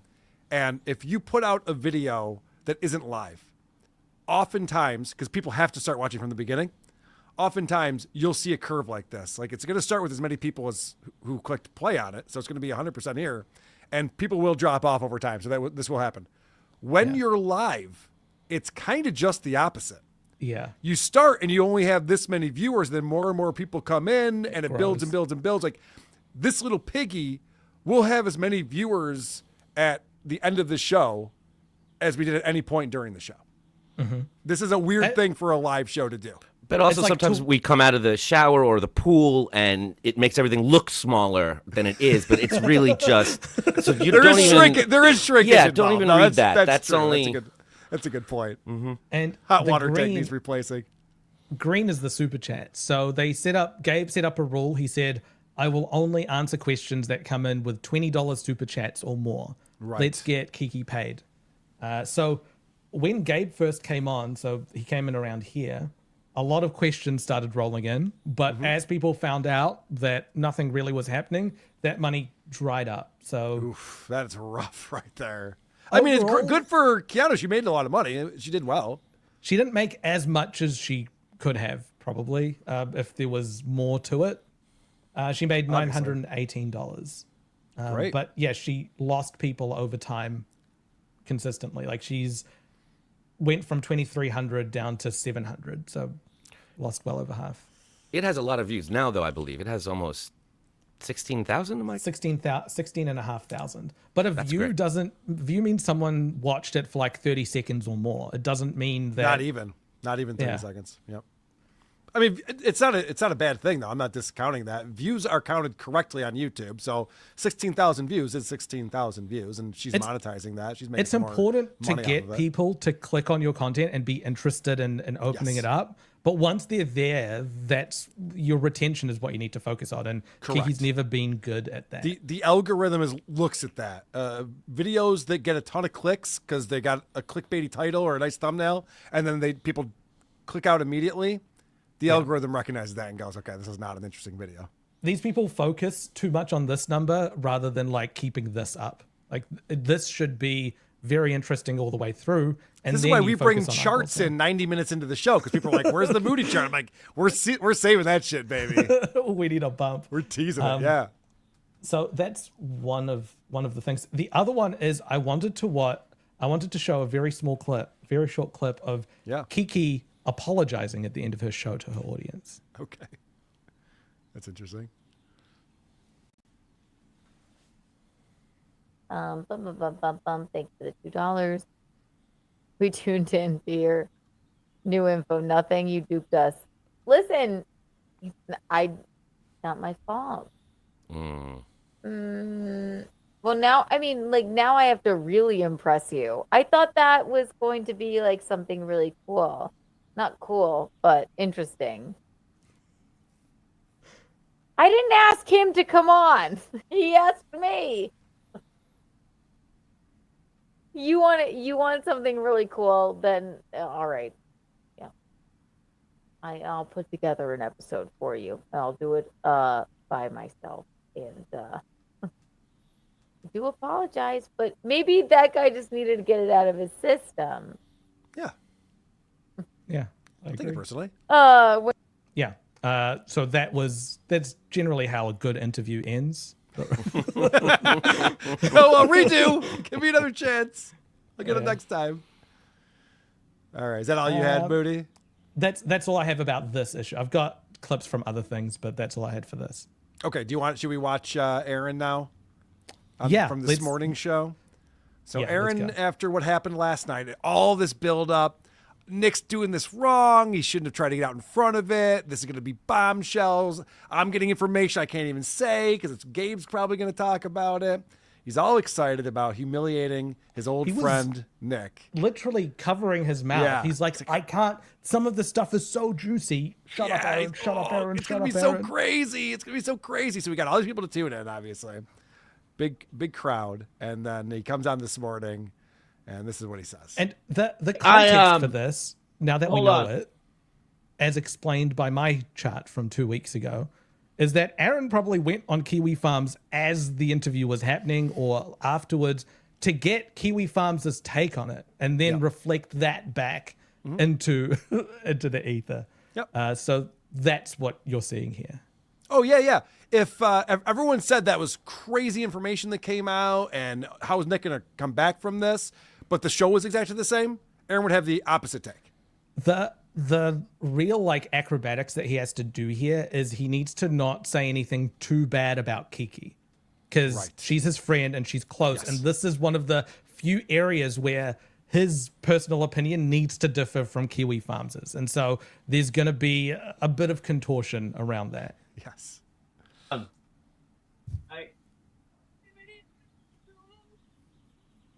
I was looking for tea. Anyone see any tea? It's what they call testosterone. I came down here with a towel and some wipes, and I somebody said some tea was going to get spilled. For the life of me, I can't find the tea. You know, there's an old country song, and the old country song is called I believe it's by Cherie Austin. It's called "Did I Shave My Legs for This?" And it's all about big expectations. It's all about, you got a big date coming up or you got something big that's on the horizon and then it turns out to be a dud, right? And you're like, did I shave my legs for this? Did I stay up late for that? Look at how happy he is. I have a theory on this. He really wanted Gabe on his show. He wanted all the bombshells on his show. It made a ton of money. It had a ton of viewers. He wanted this so badly to be on Steel Town. He's loving what a flop this was. He's loving that it didn't happen to him and it happened to Keanu. And now he can come on and be like, separate himself from it and be like, yeah, wow, that was terrible, wasn't it, guys? Good thing it wasn't on my channel. And you know what? I think he's right in this instance. It would have been a better interview on Aaron's channel. It would have been more compelling. You would have had. It wasn't going to be good no matter what. It wasn't going to be good because it would have been better. Of course, it would have been better. Anything would have been better. But the way that Gabe, you're muted, Adam. Sorry about that. The way that Gabe was commanding that he take the role, that he be the host, that he run the show. I mean, maybe Aaron or Kino Casino or someone else could have like stepped in a little bit more and been like, oh, no. We get that point. Can we move on to the next thing? But Gabe was not having that. He needed to get out his 5.5 hour diatribe. And so this was going to be a bad show on anyone's channel. Well, they would have going to clash. They were going to butt heads if they met. And that could have been exciting because he showed up to that Gabe guy with no bombshell, but some knowledge, hoping Keanu as a host could just turn it into something interesting. So he didn't realize she also had nothing. So they had nothing. He would have seen what was happening and tried to do something in some alpha way to just be on. And that guy wasn't going to have it. So it could have created something. But I'm glad it didn't because we don't need to see more Gabe. He has nothing to add. Yeah, you're right. Aaron would have been reading the chat. He would have been focused on the chat and realized the tide was turning and then would have turned on Gabe. And he would have turned on Gabe during the show while Gabe was there. And it would have been much more compelling and interesting to watch. Sure. Yeah. Like as these two personalities clash. And also if they didn't, Aaron might have been able to interject with some insights on Nick that he had. Kiki doesn't know any of these people. She's met April twice. She's never met Nick in person. So to have her be like an authority on Nick is kind of weird. Whereas Aaron, I think, has a lot more insight there. It's biased, sure, but he'd be able to provide a lot more than Kiki could. It's a bit biased, a little bit. How very poetic that the biggest reveal came from old Big Show Chokeslam Rekieta himself. I mean, it really is. It was a circus of retards. It was Gabe going, oh my God, I've got something crazy. And then it was Nick going, oh yeah, I chokeslammed my kid. And you're like, what the f-? Is that what happened? Moody, I'm confused. Did Nick come out and say he chokeslammed his kid? I think he said just the opposite. He said that is an accusation and it didn't go anywhere. It was reported to CPS and it didn't go anywhere. Yeah, and he did not do that, is what he said. But he did say it in that Hulkamaniac voice, right? What did happen is Gabe emailed or texted Aaron and said, I've got something crazy. And Aaron on his show went, holy shit, this is going to be so crazy. I can't wait to watch Gabe talk about it on Kiki's show. But Aaron just admitted right there that by Nick coming out and getting ahead of this, it made this a nothing burger. Like people were just like, yeah, no, we know that. What else you got? He just admitted that's what happened.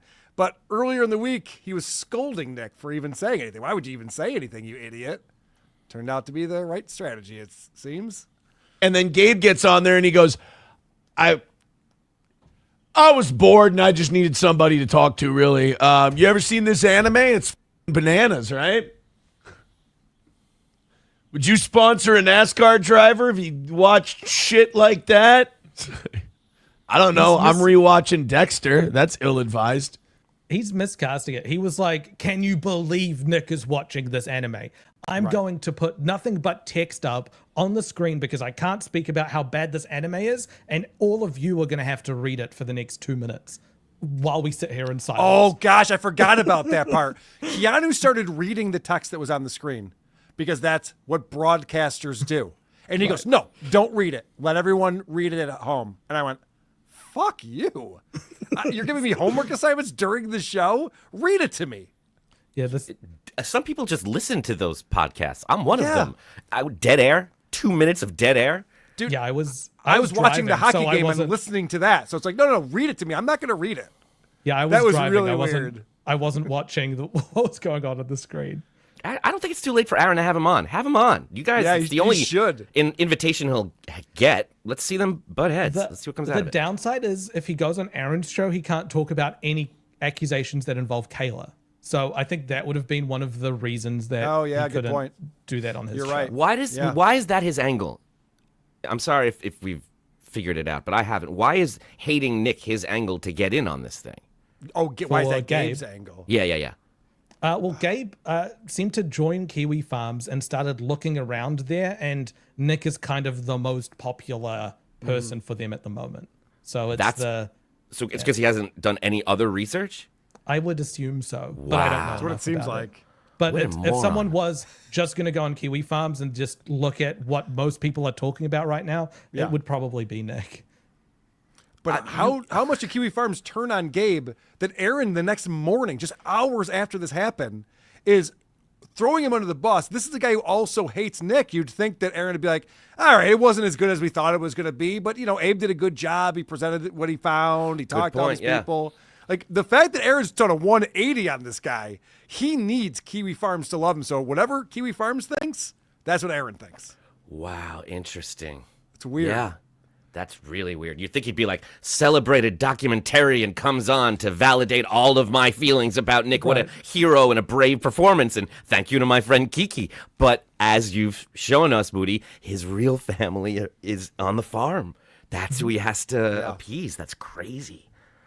It is odd, too, that, whether you go back to this little piggy when Keanu and Nick were on from a few weeks ago, or if you watched the show from last night, it's amazing that after the fact, people go, oh, 100% this was the winner, or 100% this is what happened. It's like, these shows are 6 hours long. A lot of things happened. There were things that Gabe did well. Not a lot. There were things that he did well. There were things that Keanu did well.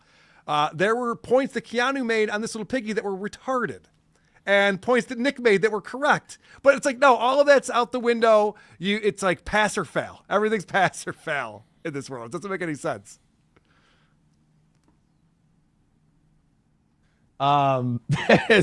Look, man, if you can't, I don't care who you like. I don't care who you don't like.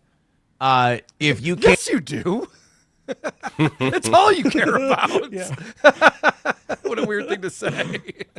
can't find the comedy, if you can't find the humor in what happened yesterday, you're taking the internet once again way too seriously.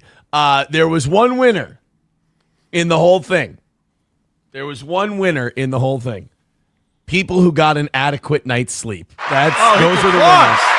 And look, I think I really don't think Gabe Hoffman gives a shit what any of us think. I just don't. None of us give a shit. Or Gabe doesn't give a shit what any of us think. Gabe had this information. He dropped it, and then he went, "All right, bye." Is that true, Moody? Nope. I would like to share my screen. Okay, this is a good place to pause it because, yes, as Aaron says, Gabe does not care, even though he spent the last, hour on the show explaining why he's really great at this. Yeah. I'm pretty sure this is Gabe's account. You can't know who's behind things, but I'm assuming this account is Gabe's. Okay. It talks like Gabe is, and he's basically going on there and he's reacting to agree. So he's reacting to this person's post in the thread about Nick with a react here, which is they've got a lot of these agree, like, and all sorts of ones. But he's got the value of the Kiki bucks. Will never recover from this. There's a where were they? It was really a make it or break it moment for Keanu Thompson, and I find her way more annoying than Gabe Hoffman just recapping. Besides agreeing to that, there's it's just he's going through reading things in this thread and liking it. She really is a monster for cucking this shit from us. If she really does care about getting the truth out there about how April was, it's all criticisms of Keanu. Anyone who Yeah. listens to Keanu for more than 15 seconds knows that she's the type of bitch that only seeks to maximize attention. Like it's just all, it's all like this. Completely turning on someone who just a day prior was talking about how impressed he was by her gumption and her ability to stand up to people during the This Little Piggy thing, that he chose her as his platform for going. All right, question for you, because you're in the upside down time. How long after the interview is he on here agreeing or disagreeing with people? So this is all in Eastern time, I believe. Oh, okay. So this is right after then. Yeah, like This is just hours afterwards. Immediately after he was on there, talking to people, liking and seeing how they should. These people are like, they go back to here. This is where it is for them. This is where they live. It is hard to resist the urge. If a lot of people are talking about you in a forum somewhere, it's hard to resist that urge. Dick and Vito were talking about this not too long ago. Where it's just like, why are you seeking out people who are criticizing you? It makes you mental. And he's like, because I have to. I have to see what they're saying. It's like, you don't have to. I know it's hard, but you don't have to. It's one thing to read. It's another to engage as well. So and try to sway. Like, if I go in and agree with everyone who says Keanu sucked, maybe I'll get more people on my side. Right. Like your side is a tip jar that just needs $1 or $2 to get it started, and then it'll start rolling in. Yeah. Wow, what a weird way to live. And again, Aaron just completely wrong about everything. Gabe doesn't give a shit about this stuff. It seems like he does care to an extent. Otherwise, why would he go to sleep and then you can see here, went to sleep a little bit after 2, 3.5 hours later, he was up again. 5:53 and a.m. then like these people are just up at all these times throughout the night on this one. I don't know. You said you knew this was him because the writing style was similar? There's some posts here What else? where he's Do we know it's him for sure, or is that all we're going by? As I have said before, it isn't my info. I got emailed, drawn in, or whatever, to the extent it is him. Oh yeah, he's literally. Oh, he's saying it's him. Yeah. Part of it is an unfortunate style choice. The other part is Keanu being scared of being sued, of all things. So it's been replying to emails from people. Yeah, Ricada's gonna. It's him. Okay. Yeah. Wow. So yeah, he's actually responding to why the show flopped, and he's calling out Keanu for being afraid of being sued. Yeah. And so he's saying he still has info. Still has info to drop. He just hasn't. Yep. Wow. Yeah, and on he the created next his Little Piggy. He joined a couple months ago. Yeah, of course, Melton will get it on his channel, motherfucker. He's been around this area before. I mean, he's one of the reasons. He's the reason why Mersh is banned from all sorts of payment platforms and all that. So he's feuded with people that are adjacent to Nick in the past. So not a complete stranger, but this Nick Ricada thing is a new area as far as I gathered. But this is the first time I've heard of this guy. I don't know him before or anything. It's just, guys, I'm not going to beg for the goal. We don't beg for the goal around here. I just remind you to go to supertip.gg/WATP because we have to hit the goal. Don't be the first one. Be the last one to come in here and support the show like Anonymous did. That was meant to be Anon. Sorry. Oh, oops. Principled uncertainty coming in. It's all a work. Just you wait. Thinks that this is all a work. I don't know about that. The One Pun, remember for 4 months, the One Pun making a lot of videos in the Steel Toe Boring Show subreddit. It's doing a great job. I tried to sit through Keanu, but it started fortifying my thoughts of self-deletion. Anyway, Adam, enjoyed you with Joey. Hi, Carl. I'm Moody. Great segue. Hope you're doing well. I'm here if you want to talk. Yeah, man. The internet can be too much for people sometimes, so be careful of that. Let's get back to Aaron's response to what we saw. And then he enjoyed his millions and millions of hedge fund dollars. So I don't think Gabe is really hurt by this. Keanu got a shitload of viewers and a shitload of money, but then kind of got caught holding the bag. It's honestly... This was like Keanu's hackamania. Point something out. This guy insists on having the date scroll across, and he can't even update it. So this date says yesterday, the Thursday of this week, but this was from this morning. Just FYI, in case that's confusing to anyone. or Keanu's 5-on-1, like in reverse. I see a lot of people like shitting on. Oh, yeah, this is interesting. I don't know if it's in the clip or not because this is what Stalin19. Thank you, Stalin19. You do a great job. What he put together. I was watching this on Rumble this morning, and Aaron compared Keanu's show last night to Hackamania. And what's amazing about Aaron is that, and I don't know if he believes it or not, it doesn't really matter, I guess, but he recreates events and he says it over and over again so that the event has now changed. The history has changed. So in Aaron's world, Hackamania was a bunch of fat neckbeard guys making fun of a dude with his shirt off who's in way better shape than they all are. As if that's what that was. We both know what Hackamania is, so you're just applying meaning to a word that Aaron is using. Why are you doing that? Why can't you use the actual word? Are you still hung up on this? He said he was blackmailed, Moody. You're like, that's not what he means, Carl. No, he gave an example of a blackmail. Right, and here he's go back to earlier in the show. But he's not meaning Hackamania. He's meaning one event at Hackamania. He means Hackamania, and I love the fact that the things coming out about him not giving a shit about his children. Bombshell. Crazy stuff that came out. April saying that he licked cum off of her chest. Crazy shit that came out. Even these photos that we're talking about, it wasn't about us making fun of his physique. We don't give a shit about that. We're making fun of him trying to be sexy and send out sexy photos in the text thread. And he acts like, oh, look at these guys. They're just checking out my body. No. Not even close to the case. On her, a lot of people getting on her. It's like she never said that she had big info.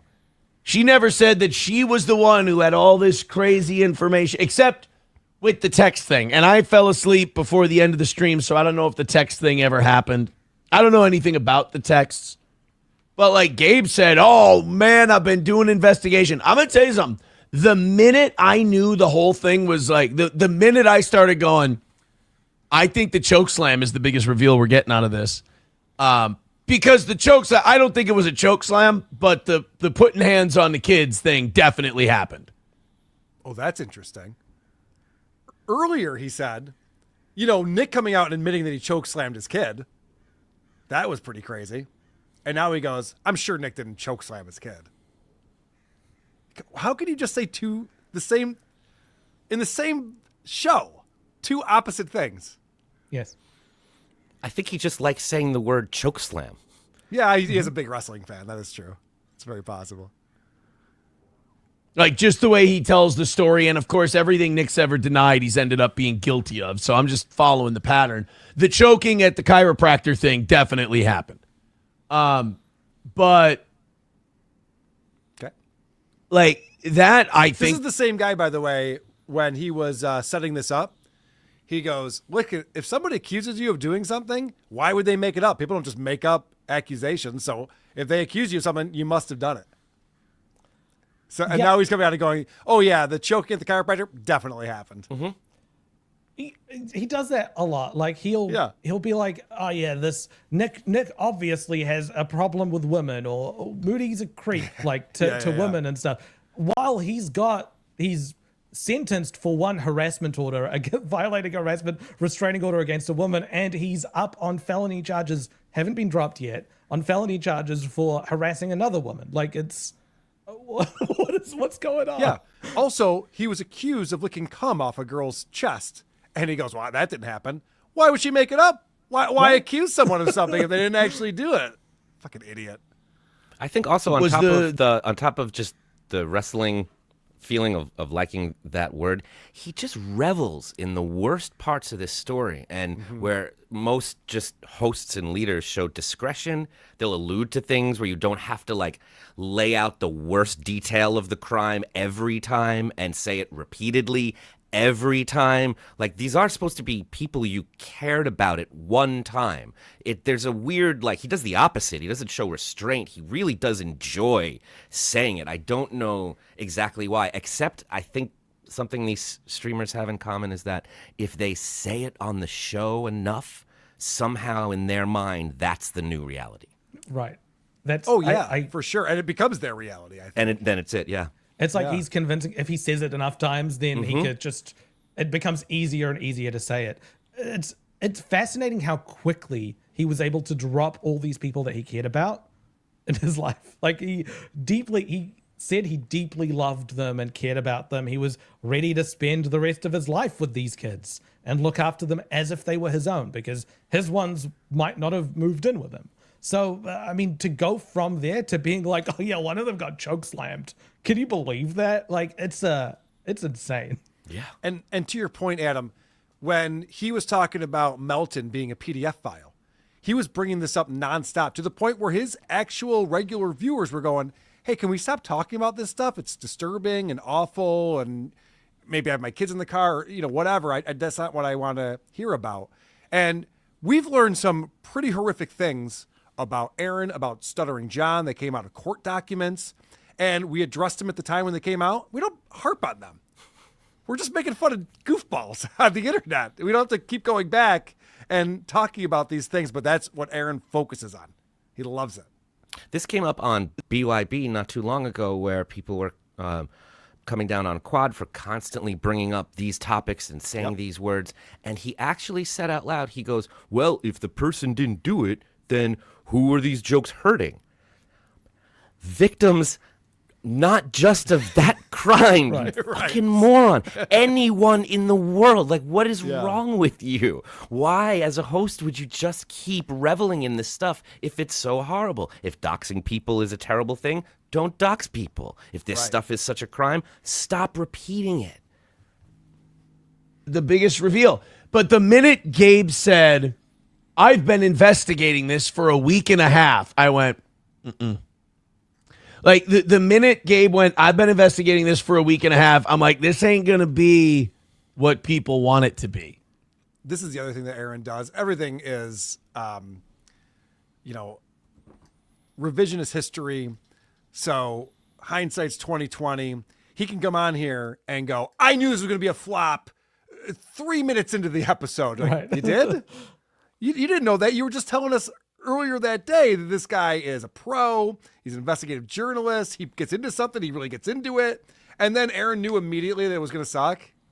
He didn't. Like, you don't have to say that. You don't have to make shit up like this. It's so weird. This ain't going to be what people think it's going to. Like, they were thinking Blackfish, They were thinking, oh, my God, this is going to be loose change. You told them that. This is people. The reason why it was built up like this is because you were talking about it all week. You had Keanu on to talk about how crazy this was going to be. One of the amazing events of this. And then Aaron's like, these fucking idiots. They thought there was going to be bombshells dropped. He said it was going to be so good. He was going to do a members only show immediately afterwards to discuss all the revelations because he knew what was coming. It's hilarious. And now he's acting like he knew all along this wasn't going to be a big deal. Fish, they were thinking, oh my God, this is going to be loose change. This is going to be, and it turned out to be, what it turned out to be? Ricada 101 for normies is what it ended up being. The problem with it was nothing the rest of us didn't already know. I mean, the two reveals he had at the end, like, in my opinion, clearly he talked to family members because I didn't know either of those two stories were going to come out as a result of this. I'll say this, So what did he know about that he had to cover his mouth and say, I can't believe, like, I can't talk about the stuff because it's going to come out during Gabe's show. And then he said, now he's saying everyone already knew everything that Gabe was talking about. It's fascinating. I always go back to wondering, the person who just watches Steel Toe, who doesn't pay attention to anything else that's going on, who just gets all their news and information from Steel Toe, how are they not going, but yesterday you just told us yesterday that, so wait, It's so confusing the way he just changes, does 180s from day to day, hour to hour. Yeah, but in this case, he's going to be able to scapegoat it on Gabe, say that Kiki did her best. It's all Gabe's fault. Gabe's a new character that he can just, discard quite easily. On with the kids, real fast, if to anyone who was just watching that last bit, the thing that he was talking about, we were disappointed. I thought there was going to be a bombshell. There was none. If somebody saw that, you could not convince them that the topic this guy is talking about is him. Like, it's him. He's not just a fan waiting for a bombshell. How could there be info you don't know? You were there. What's the info? What are you scared he's going to reveal? And why can't you just have one just shared moment with your audience and be like, we all expected it to be this, and instead it was this. You have to be the teacher. You have to be the, I tried to tell you. We don't know when, but you tried to tell us, and here we are. So bizarre. Yeah. Anyway. To come out as a result of this. I'll say this, the one with the kids where some family friend said like they saw the hitting the kid or the putting hands on the kid. Not the chiropractor one. This is a different one that Gabe was talking about. If that was a family member, he said multiple. Each story, he said it was multiple sources. If that was a family member that saw that and like the whole family knows about that and Nick didn't have his broken after that, I'm disappointed in that family. So he's like, if you like, I don't there's multiple sources minus one, which is me. Then there's at least one other person that Gabe talked to about this story. I think it's like, from what he's talking, it sounds like he spoke to Gabe. I think a week prior, he was talking about, he was just getting off the phone with an investigator about Nick. And we thought it was the cops. Like, he made it sound like it was an authority, like a criminal investigator. But it seems to be Gabe. It was Gabe. What he's going to say right now is, so he said there were no bombshells, not a big deal, or anything like that. Now he's going to say what Gabe said about what Nick did to his kids. How did his family not break Nick's legs? Because this is what Aaron would do if he found out this information. I know if it was, I don't even like my sister. Like, my sister and I do not get along. If I found out that Who do you like in your family? Jeez. Holy shit. He left his parents when he married April. He lost contact with them. He has admitted he hates being alone with his kids. We've seen that text message. His ex-wife and him, there's an HRO. Him and April don't talk anymore. Him and Kayla. Who does he like in his family? Or who likes him in his family? Kiwi Farms. That my sister had somebody in her life that did that to my nieces or nephews or just their kids. Like, if I just knew this person and they did that to their kids, you know, they would have had hands put on them. Jeez. So I don't know where he got that information. And then the other story he talked. Would they need a boxing license? Yeah, would you have to get the same sport? Yeah. Just wait till 2 weeks ago when I got my safe sport back. Like, I'll be able to fight Aaron, you in the ring. I'll even wear 18-ounce gloves or. About that we won't go too far into on this show. The other story he revealed, when I heard that one, I went, I didn't know that got out. Like, I was basically like, oh, other people know about that one? Holy. Why not put some context to this? Like, Adam, you're watching this, he goes, and then, guys, you know that one story he said, I was like, wow, that was crazy. Because it's about Kayla. It's about Kayla. Oh, right, yeah, that's why so he can't say anything. Yeah, give specifics. Okay. Shit. Like, the other one made me think, is he talking to, I honestly, when he told that story, I was like, was he talking to April? Like, this is like an SNL skit where a guy gets on a show, he's just like, oh my gosh, that thing last night, I'm sure you guys saw it. That was crazy. But the other thing that happened last night too, that was pretty nuts. I knew about the other thing. From the audience. The audience have a suggestion for us. Just jumping on up. The other thing I did know about, but I was surprised the way he presented the other thing. It context. Does sound like it. It does sound like an SNL character that one of these people do, like, during an SNL audition, which is like a guy who's very specific about non-specific information. Right. And this is at like 12:45, 12:50 a.m. Yeah, it's one of the latest. latest This is one of the skits. sketches. Right. You know, who got told about that one. But honestly, I think if you're someone who follows this shit, I think if you're someone who's up on this stuff and you know things. Like you. I think that, in my opinion, maybe I'm wrong. Maybe you guys thought this was like some big, like, atomic bomb. I thought the biggest thing that came out of it was the stuff Nick told on himself about. Right. I think that was the biggest one out of all of it. So, I don't know. I think Gabe oversold it to everybody. I think Gabe was bored. You know, the markets have been up and down, kind of boring. So Gabe's like, I'll look into some. Is that boring? When the markets are up and down and you're an investor? There's never been more turbulence. Yeah, it's the opposite. The opposite of that. This is Aaron again, just like making shit up and trying to come up with that. Yeah, I think Gabe just wanted someone to talk to. He's just bored. But yesterday he was a multimillionaire investigator and investor, hedge fund manager who had life by the balls, and now he's bored and needs a friend. Weird. Okay. Shit. I think Gabe should have sold it as like a normie tutorial. You know, when I was watching it, the thing I was thinking was, this would have been great as like a Turkey Tom video. I know. He's picking up these words. He keeps peppering in. Normie is also from like from the Chans and the Chans and the farms. Like it's hilarious. He wasn't always like this, but he's speaking at one volume the entire time. Everything's always just right here. It gets real annoying after a while. Yeah, his broadcasting voice is really obnoxious. Even the casino, I don't think the casino would have made that good. You know, I just don't think Gabe brought the heat the way he kind of sold it to be. I think Gabe kind of oversold it. And maybe I'm being too harsh. Maybe I'm being too critical of the whole thing. Keno Casino, like, if Nick doesn't tie his shoelaces properly, they'll be rigging a triangle and saying, like, he's gonna trip. How does he go his whole day without tripping up? Like, they would have been able to carry Gabe through that entire interview and pretend like every little thing that was revealed. It would have been a 12-hour-long stream if it was on Keto Casino and he tried to get through all that information. Yes, and correct. It would have made way more money. There would have been way more people he could have seen. It's as I'm saying, like he chose the worst platform for his interview. Maybe people are gonna go, Aaron, you don't know, but look, man, I watched this. I'm removed from the situation. I ain't, when I talk about this shit, I don't talk about it as like, I'm in it and I'm observing like you guys. I'm observing.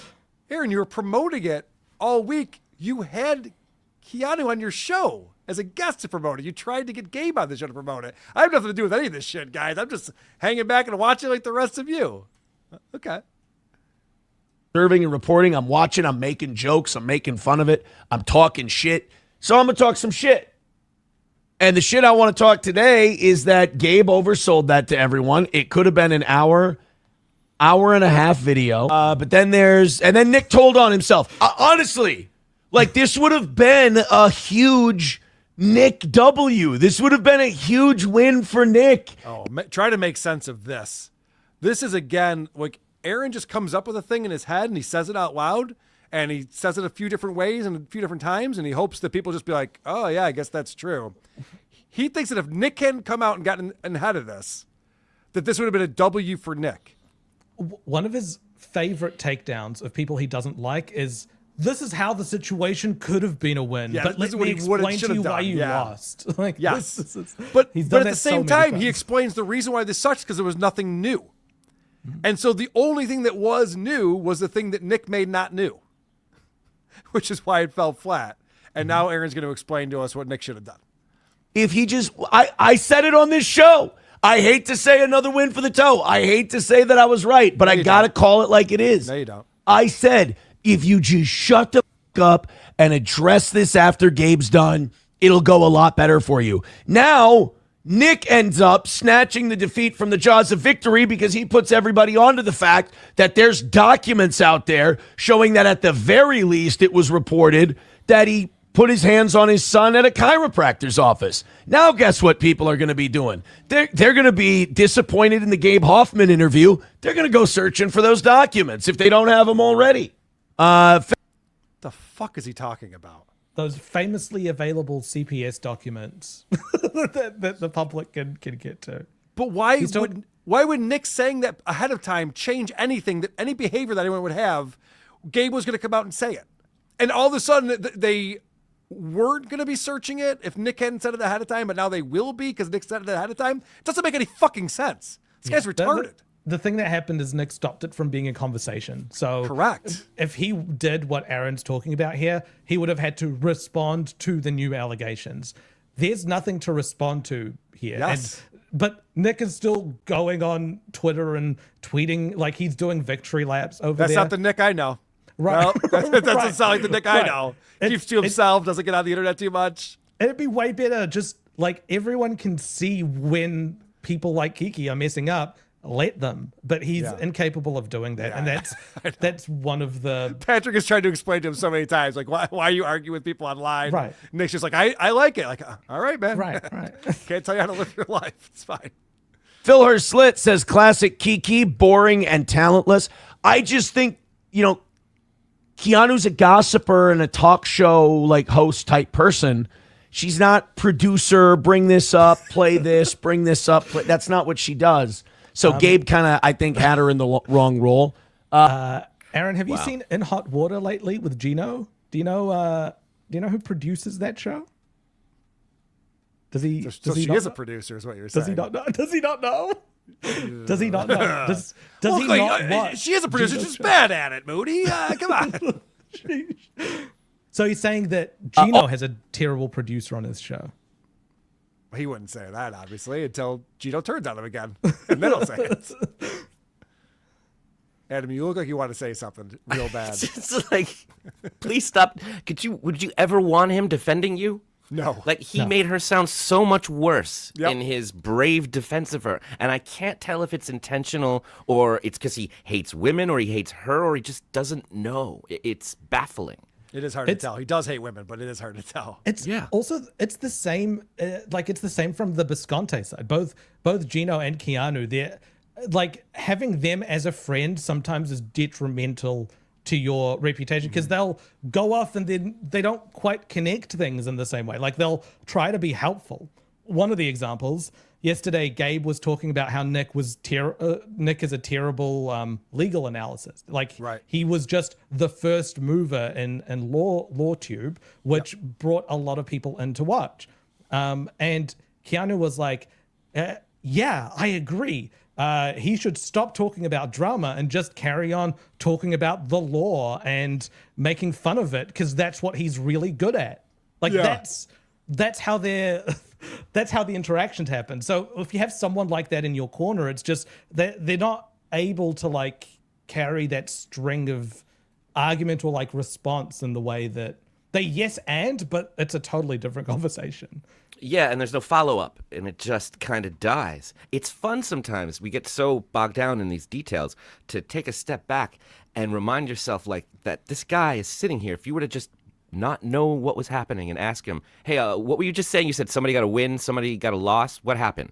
And he would have to quickly sum up this horrific case, these horrible things he did, and how, like, within all that, there was a tiny victory of appearance on a low-rated YouTube show. So I'm feeling pretty good right now, buddy. Thanks for asking. Like, this is crazy. If you don't realize you've lost all of it while you're doing it, that's delusional.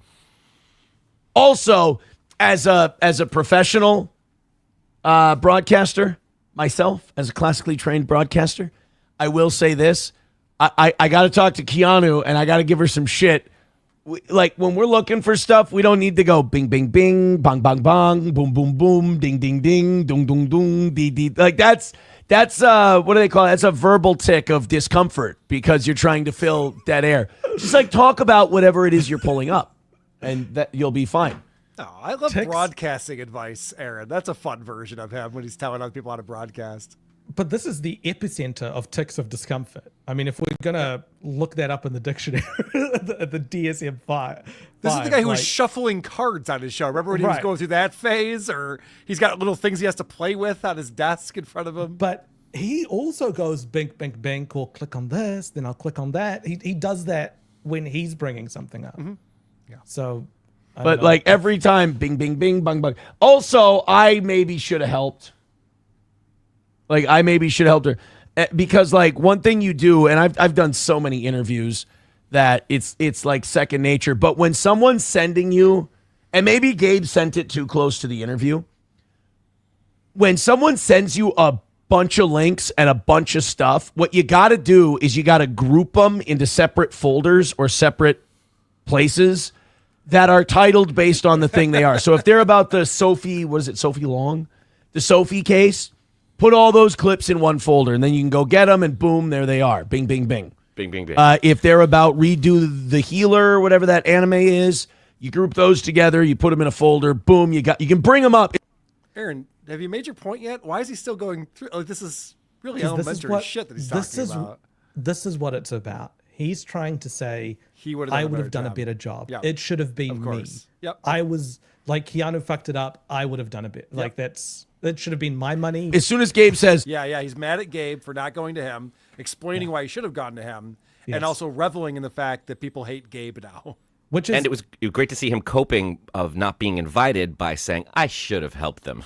I should have Right. chosen to go. It's like, it's the most like this. He would be flying high on this. Like the best case scenario for him is that it went wrong because without him, it failed. Like if he can cast himself, and that makes him so much more important in the overall story of this. Gabe failed because he excluded Aaron, and look what happens. The next Gabe won't dare to do that. because Rush Limbaugh used to do that. He goes, Mr. Snerdley, play 701.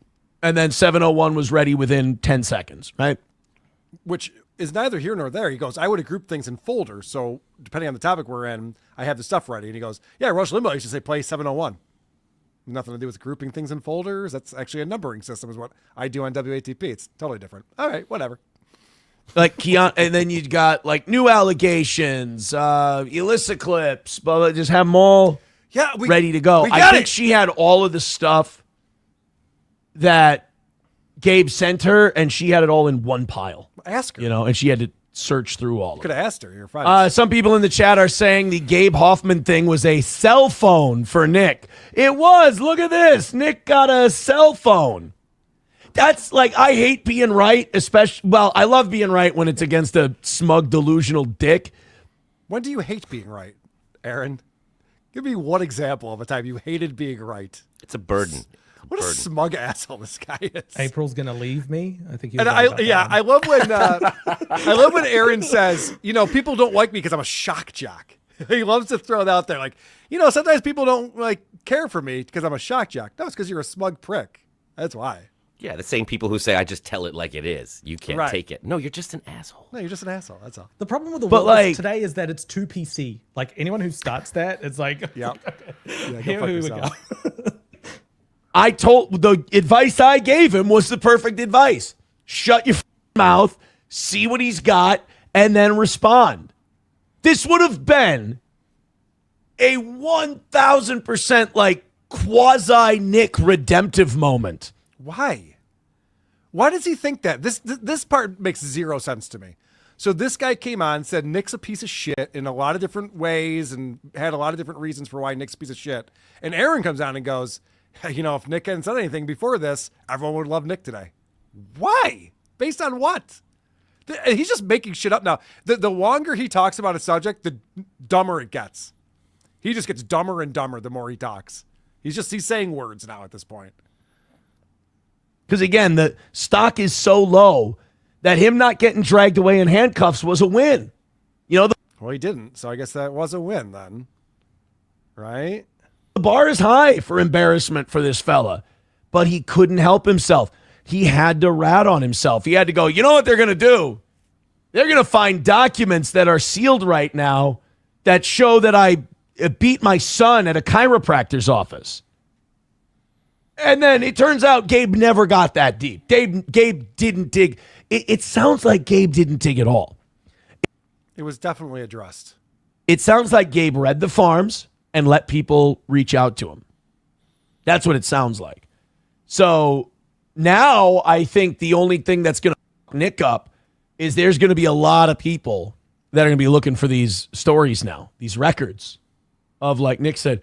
Because, if Nick's willing to admit to that one or admit that one's out there, imagine the reports and the stories that aren't out there. Oh, my gosh. He's being Gabe right now. I mean, guys, this is just the tip of the iceberg, obviously. There's way worse things. The only way this would have been a better win for Gabe, if he wanted to call it a win, would be if he said, there's no interview. I just brought up the premise of an interview to see if Nick freaks out and tells us anything we didn't know. You're welcome. Right. And then logs off. That would have been way more compelling than what we got. I could have watched Joey C and Adam. Right. Yikes. And I want to get the Rumble link Friday. But I also didn't want to not address it and then have people think, oh, Aaron's scared to address it. I don't give a fuck. I was going to talk about this. No matter what. Matter of fact, I think if it would have went worse for Nick, I would have talked about it less. That makes sense. Your arch nemesis, so you talk about on every episode what a piece of shit he is. If it had come out that he was really even worse than we all imagined, you probably wouldn't even brought it up, I would imagine. You know, I'm sure mathematically that checks out too. He's always taking the high road on these things. Adam, he just says shit that's the opposite of reality all the time, and it's so difficult. You can't even analyze it. You just go, huh? Yeah, but when he said blackmail, he meant blackmail? Moody, he not only used the word blackmail thrice, he gave a specific example of a celebrity who was blackmailed. I'm just saying, it seems like you both understand and don't understand this guy. He's retarded. I'll give you that. Fine. I would have let other people bring it up, all that. But I think it's really interesting that it was kind of a dud. I think that's fascinating. I really do. Redbird with $1 says, oh, this is great. So $1 chat. Listen to what he reads from Redbird. How the f- did you not pick up that his kids are terrified of him? It's blatantly obvious if children are around someone, they know will go hands-on. Yeah, so this is after Aaron's like, dude, what we heard, if I had a family member, I would have to beat the shit out of them if I heard that they were doing this stuff to their kids. Aaron hung out with the Ricadas and their kids all the time. If Nick is this monster who's beating them, he would be able to pick up on that being around them. And this person points out, like, by the way, buddy, just so you know, you should have known that he was beating his kids because they would act a certain way around him. And you never picked up on that. Yeah, pretty good point. And has a hair trigger. Dude, the guy was so fucked up when I was around him. He wasn't around his kids much. Oh, okay. I mean, I was around him more. Okay. He just wasn't. And I had my one kids around him. And I brought my kids around him. And I wanted to he join brought his family. kids. Yeah. And he was terrible. He was such a bad guy. We were looking at moving next door. Yeah, right. He was abusive, and I did that. I mean, I was around him more. He just wasn't. I had one DM with the Keno Casino boys, and I don't know if they were pissed, but I got the vibe that they were disappointed. They're not pissed. They're just disappointed.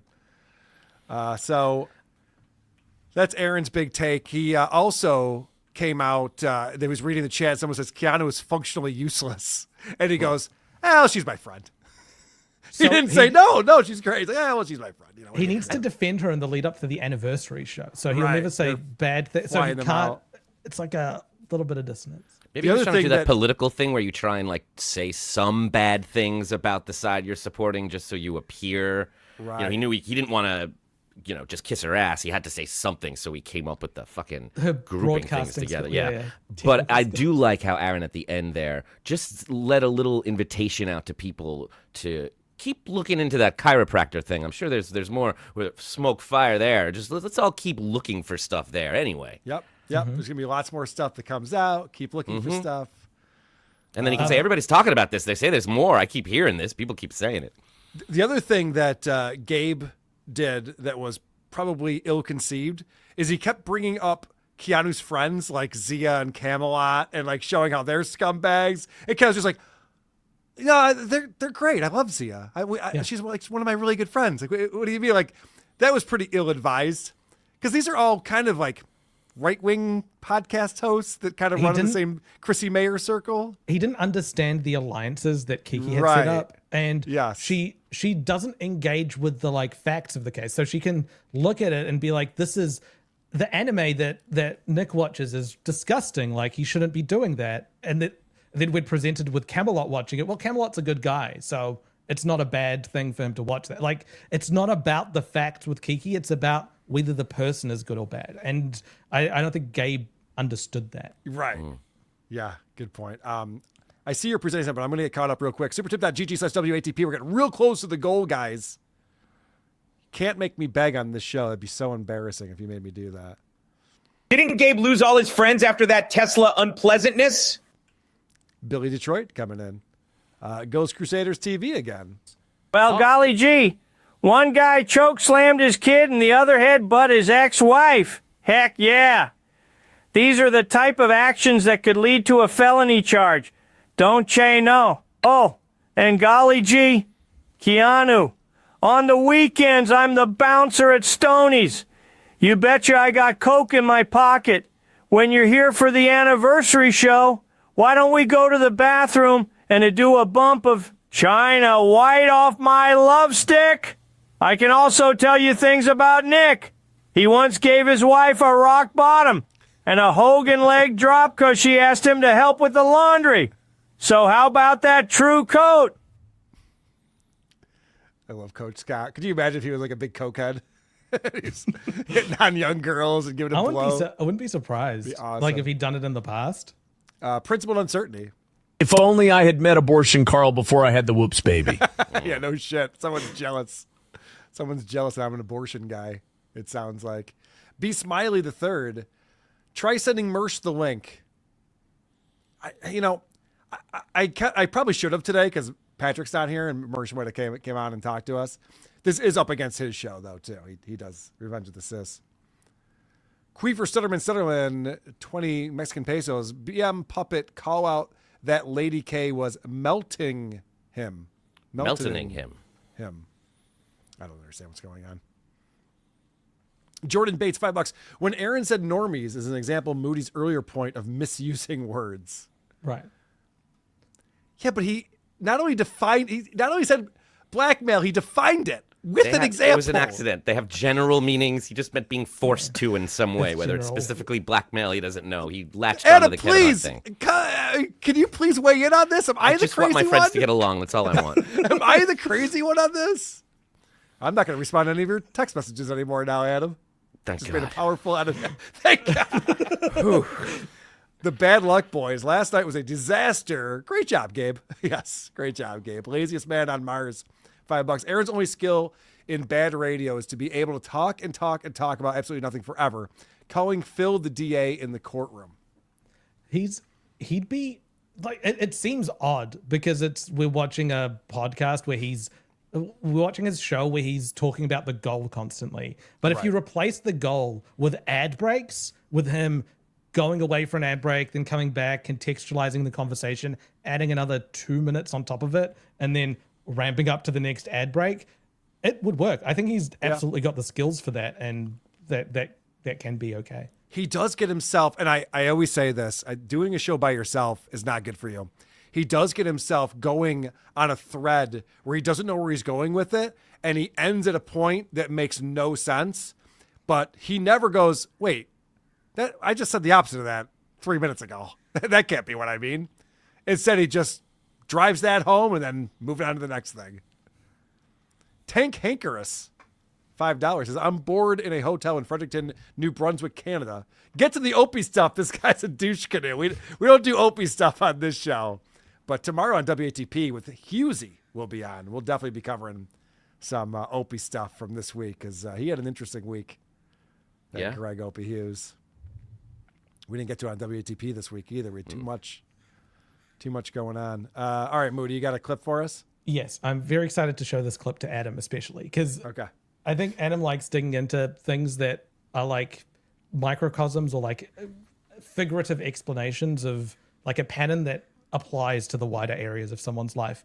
And this one is amazing for Aaron. So this is Aaron talking about how he plays golf. So he'll go to the golf range by himself, and his goal is to get below a 90. And that's or hit 90, yeah. Hit 90. That's something he's been chasing for a very, very long time. So you can hear him talk about it here. Here we go. Look, I made money talking about golf. I think we might keep talking about golf. Maybe I had it all wrong. CJ with a $5 says you take gimmies and mulligans. Not mulligans, gimmies, but mulligans, no. Play by the rules if you're counting personal records. Play stakes and all rules, or it's fake. Break 90 properly. I'm always going to take gimmies. If it's between the putter and the start of the handle, I'm picking it up. That's just. So you know what a gimme is, Adam? I assume it's a drug of some kind. No, those are gummies. A gimme is when the ball is close enough to the hole that you just pick it up and assume that you putted it in. Oh, you mean like baby golf, like miniature golf, like for children? No, like in the last, like a golf course is huge, and so like if you get it close enough to the hole, you don't need to do the last within putt. 2 feet or 2.5 feet, And imagine if you actually took the putt and missed, that would like really ruin your day. But the putt's part of the game. I'm saying that sounds like baby rules to me. That sounds like a children's addition to an adult game. Or is this a common thing in golf? Putting the ball in the hole is literally the only thing you're supposed to do. That's what I was led to believe all these years What about golf. Aaron does, he goes, he plays like it's horseshoes. Close enough, picks it up, I win. Yeah. It's not bowling if there's bumpers on the Right. It's not the same. It's not a T-ball thing. It's not that is very representative, I'm sure, of how he lives his life. If that's how you treat that and you brag about it on your show, that's how you treat everything is close enough. So Nick just saying like, boy, how's your ex-wife gonna feel when she finds out about what we're doing? He's gonna blackmail me. He's threatening me. Like it's whatever. Close enough. Everything's close enough. Enjoy how close, like the word hole and goal both rhyme with each other as we listen to the rest of this. That's the way I'm playing it, man. Fuck that noise. You know how frustrated I'm going to get? You know how frustrated most golfers get if they got to tap in everything? You miss one of those, you might as well fucking cut a tree down with your putter. Everybody I know, to a man, picks it up inside of about a foot and a half. Some people 2 feet. That's a bit rich. Everybody I know, without fail, no matter how technical or how amazing or awesome they are, they pick them up. Also, I think if you lip one, if you keep the flag in and you like lip one and the flag interfere with it, I think you can pick the next one up. I do. That's what I believe. That's my thoughts on the game. Motherfucker, I ain't getting paid to golf. So I'll pick up a gimme putt. Oh, come on, break 90 properly. You think I'm doing this for the fucking love of the game? I'm doing this to put a good score on the card and beat my personal best. I will pick up a fucking gimme putt. But then you didn't beat your personal best. Like, the only person you're cheating is yourself. This is so bizarre. Yeah. He's playing golf by himself. To get a certain score. He wants a specific score. On a scorecard that no one else will see at any sort of competition. Yes. Just because he wants to get under a specific number. I mean, in this scenario, let's say there's a foot-long putt and you miss it, pretend you hit it. Isn't that the same thing as what he's talking about? Well, I was saying it is. At least then you're practicing the putt. Like the putt, it's a thing. It's supposed to be easy. Sometimes you fuck it up. It's part of the game. You have to be able to do it. Yeah. You're just lying, Aaron. And I promise you, someone sees the card. He shows someone. He Snapchats or shows his wife. He has to show them that he's doing so well. Yeah, I was telling Patrick, it's like if he goes mini golfing with his kids, he'd be like, "You fucking idiots." Putting on the course. All of these are gimmies. Perfect. I played a perfect game. All holes one. I bet he's the kind of dad that's the opposite. Who's like, that's cheating. That's cheating because he doesn't want their scores to be too high. Yeah. But I'm a real golfer, so I've activated gimmies for my game, but you guys need to learn. You're telling me, hey, man, you're playing for money and you gotta, your score is going to count how much money you win. All right, I'll putt everything in. No gimmies. But fuck you. I mean, I was playing with a buddy one time, and I was like, oh, I don't know how I'm going to get around this tree because I was like right behind a tree. He looks at me, and he's a big-time golfer. He goes, motherfucker, we're not playing for money. Kick it out. I'm like, yeah, and take a stroke, right? No. He said, you're not playing for money. We're having fun. Kick the fucking ball out. Let's play golf. I'm like, this is very interesting. So you could tell that he's feeling like he's making the wrong decision. So he's starting to feel... maybe it is dumb that I'm taking gimmies. So now he justifies it by saying, I have a buddy who's even more into golf than I am, and he told me to cheat, which means that cheating is definitely the way to go and acceptable. And I got to tell you, if you're behind a tree and you kick it out, that's bullshit right there. That's why trees exist on the golf course, to get in the way. That's the whole point. And I got to tell you, for somebody this is now the second time he's referenced how many successful golf friends he has, he sure does like to golf alone. Yeah, right? Can't find a friend for that? No. You're talking to all these golf friends, but not while you're playing golf. You're calling them after. You leaving the course, bothering them. He's also cheating himself here. Like, he should be, those games when you play by yourself when no one else is there, you can try new things. Yeah. I'd say it's the opposite of gimmies. It should be, let's try my short game for a little while. And you putt the ball in, and then you take it out again, and you keep trying that over and over to get better at All right, that. well, there's a foursome behind him, so let's not slow it down too much here, Moody. There's a foursome behind him, but he's got a slot that equals 4 people, but he's out there by himself. So, yeah, it's weird. like, he's got time. It's true. And it's a perfect example of his show, too, because he is showing you how and why and explaining to you how you can do something every day. You can practice at it, and you can get worse. If your intention is not in the right place, if you're not working on getting better, you can spend 6 hours a day trying to be a better guitar player and you'll never get better. You have to do it with intention and purpose. You have to be actually trying to beat your best. Maybe you were right, Carl. I think he's still playing this shock jock guy, so he's got to just like anything you say, he's like, oh, fuck that and fuck you. And now he starts defending it, and halfway through, he's like, wow, I don't know what I'm saying. I sound like Yeah, an what am idiot. what am I Yeah, I'm even saying? defending cheating because I'm so honorable. What the fuck am I? He's like, I wish I had a co-host. Yeah, he even said that there earlier. He goes, I don't take mulligans. That'd be crazy. That'd be But crazy, if I'm yeah. behind a tree, I kick it out and get Of myself course. a nice perfect They shot. told me to. I didn't even want to. These golf experts demanded I do it. What am I supposed to say? They weren't there, but they told me. He said, do you think I'm playing this for the love of the game? No, Yeah. I'm playing it to get a number on my scorecard. Yeah, That's the that's whole crazy. reason I'm playing. That's Everything is crazy. numbers and wins and losses. I don't with know this. That's what a anyone- man is. He thinks that's like a Yeah. guy's. Like, I have a lot of friends who are big into golf. I don't know anyone who golfs who doesn't enjoy it. I mean, trust me, it's frustrating. I get that. But they go there because that's what they want to do. Right. It's much cheaper just to buy a scorecard and write 89 on it. Right. Yeah, you can do that too. He Pretend doesn't the whole enjoy thing doing the was good. show. He doesn't No, he like hates it. doing Right. it. You can see the smile ready to fade. You can see that, like, you know, Disney character with the head off, just smoking a cigarette every time. That just, it's ready to fall. It's a And- lot to hold up.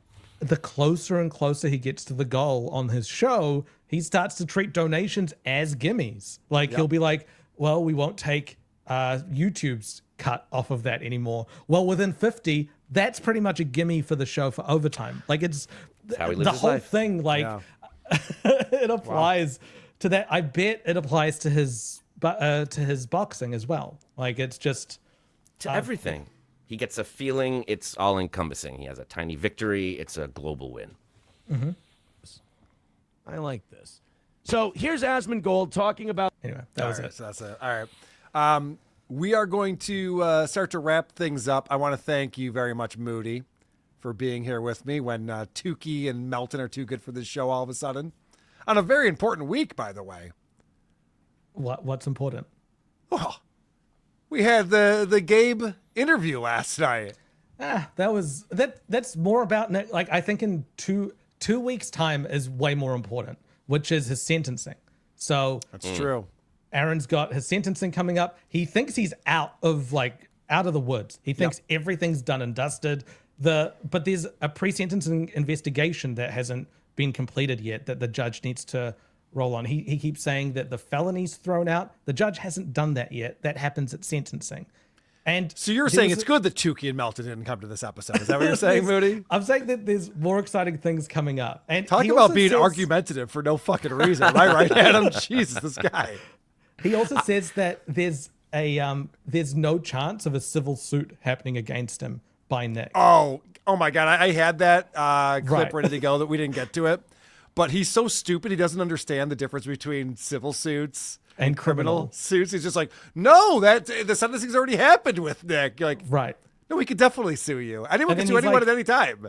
It's like, no, but then there's discovery. It's like there's discovery if you're trying to discover if you've done it or not, but you've admitted to it in court. They could use that and By just the get way, a summary judgment. Speaking of which, I did send a note back to Tabber Benedict today to let him know that probably wouldn't be wise to bring a lawsuit against us, considering he has no idea what is actually going on between us and Stuttering John. So, Did you respond or did you have a lawyer respond?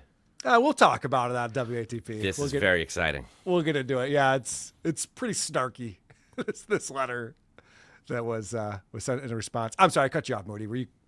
No, that's finishing it. a thought? I was done. All right, supertip.gg/WATP. If we just have 5 more of these, we'll hit the goal. Let's see if we can do it.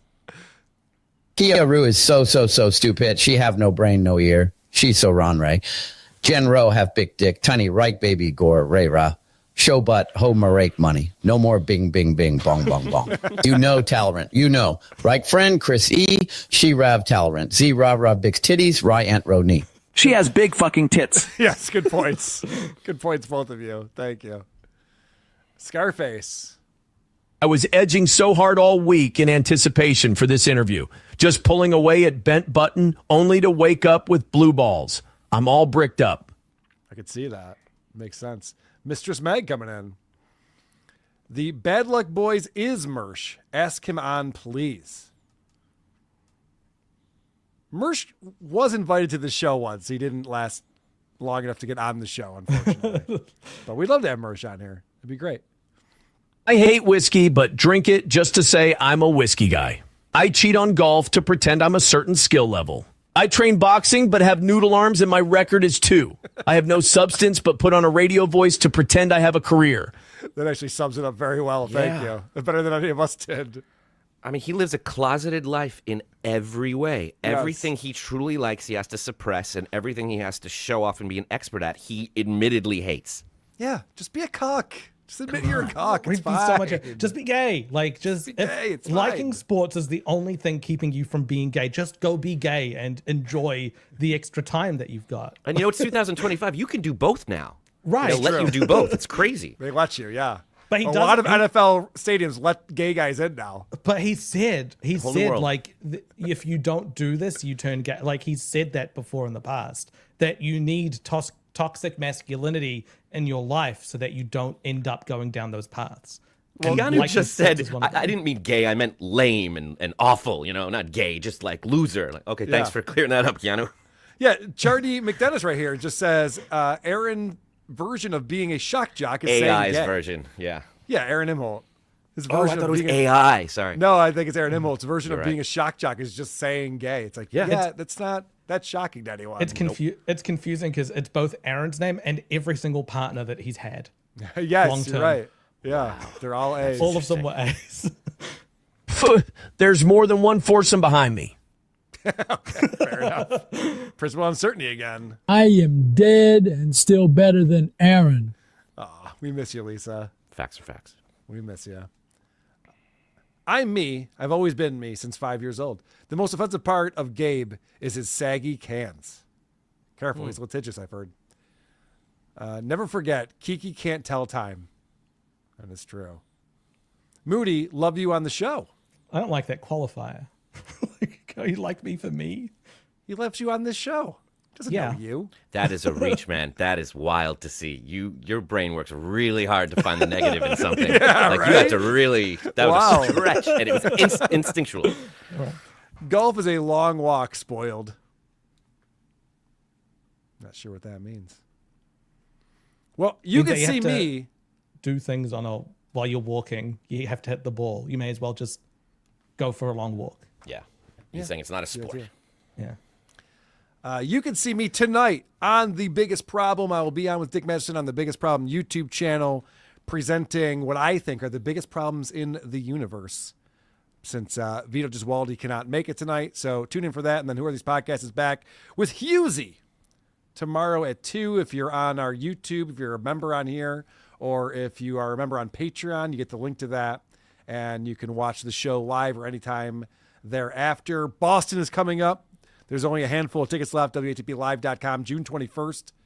Adam will be there with us in Boston. We got Dick Masterson and Johnny the audio engineer and Vinny and producer Chris and Jen and Lucy Typebox and Trucker Andy, the whole crew. Cavalcade of stars. The whole crew will be out there in Boston, and then tickets are on sale for Detroit. They're selling very quickly. Dave Landau is going to be joining us in Detroit along with Drew Lane, and that is happening on September 12th. TheMagicBag.com is where you want to go to get tickets. Moody, what do you got going on, buddy? Nothing interesting. Don't worry about me. Is there I've got my own shit going on, Carl. Why are you? I know. Jesus, man. God. Is there a new Nobody Likes Onions tonight, do you know? Can we plug something for Patrick? Probably not. I'm not. I don't run his show. I don't know. All What right. did Milton do to you, man? What did he do? I It's know. okay. You're so It's defensive. a safe What's going space. on? What's he doing to you? We're all friends. Yeah. I don't want to talk about it. It's not your fault. Whatever it is, it wasn't your fault. Yeah, it's okay? not your fault. Patrick's a monster. We all know that. Patrick is a monster. By the way, guys, I didn't mention this. But we did hit the goal today. Pretty big deal. Pretty big deal. Adam Bush, what do you got going on, buddy? Well, I am going to be appearing on Chrissy Mayer's show on Monday night. Nice. 6 p.m. I suggest everyone send me some questions for her. Let me know what I should know about her and what you'd like me to talk to her about. And then we can perhaps dissect that next Wednesday on WATP. That'd be fantastic. So we're going to have Joey C. and Chrissy Mayer on Wednesday? I don't know the order of when we'll get to any of these. We'll see how they all go. Okay. Sounds good. Well, guys, thank you all so much for tuning in to This Little Piggy. We appreciate your support and contributions. Tell a friend. For Moody and Adam Bush, I am Carl from Who Are These Podcasts saying, Gagia? There's a show in town, it's going down. Every week we're back on solid ground. Steel toe slipping, but we're gripping. Got the tea to spill, it's always flipping. From April's scrim to Aaron's glee. Oh, this drama's just a spree. Polydrama, legal trauma. Another win, oh, that's the karma. This little piggy went to YouTube. This little piggy's on Rumble now. This little piggy's begging for dollars. And this little piggy's breaking down loud. Every week when we're cabbage flow, tune in for This Little Piggy Show. From revenge porn to felony, it's a circus, can't you see? The toe is bent, the goal is spent. His empire crumbles, all hell sent. April's playlist on repeat. Aaron's lies we can't defeat. The countdown's on, it won't take long to see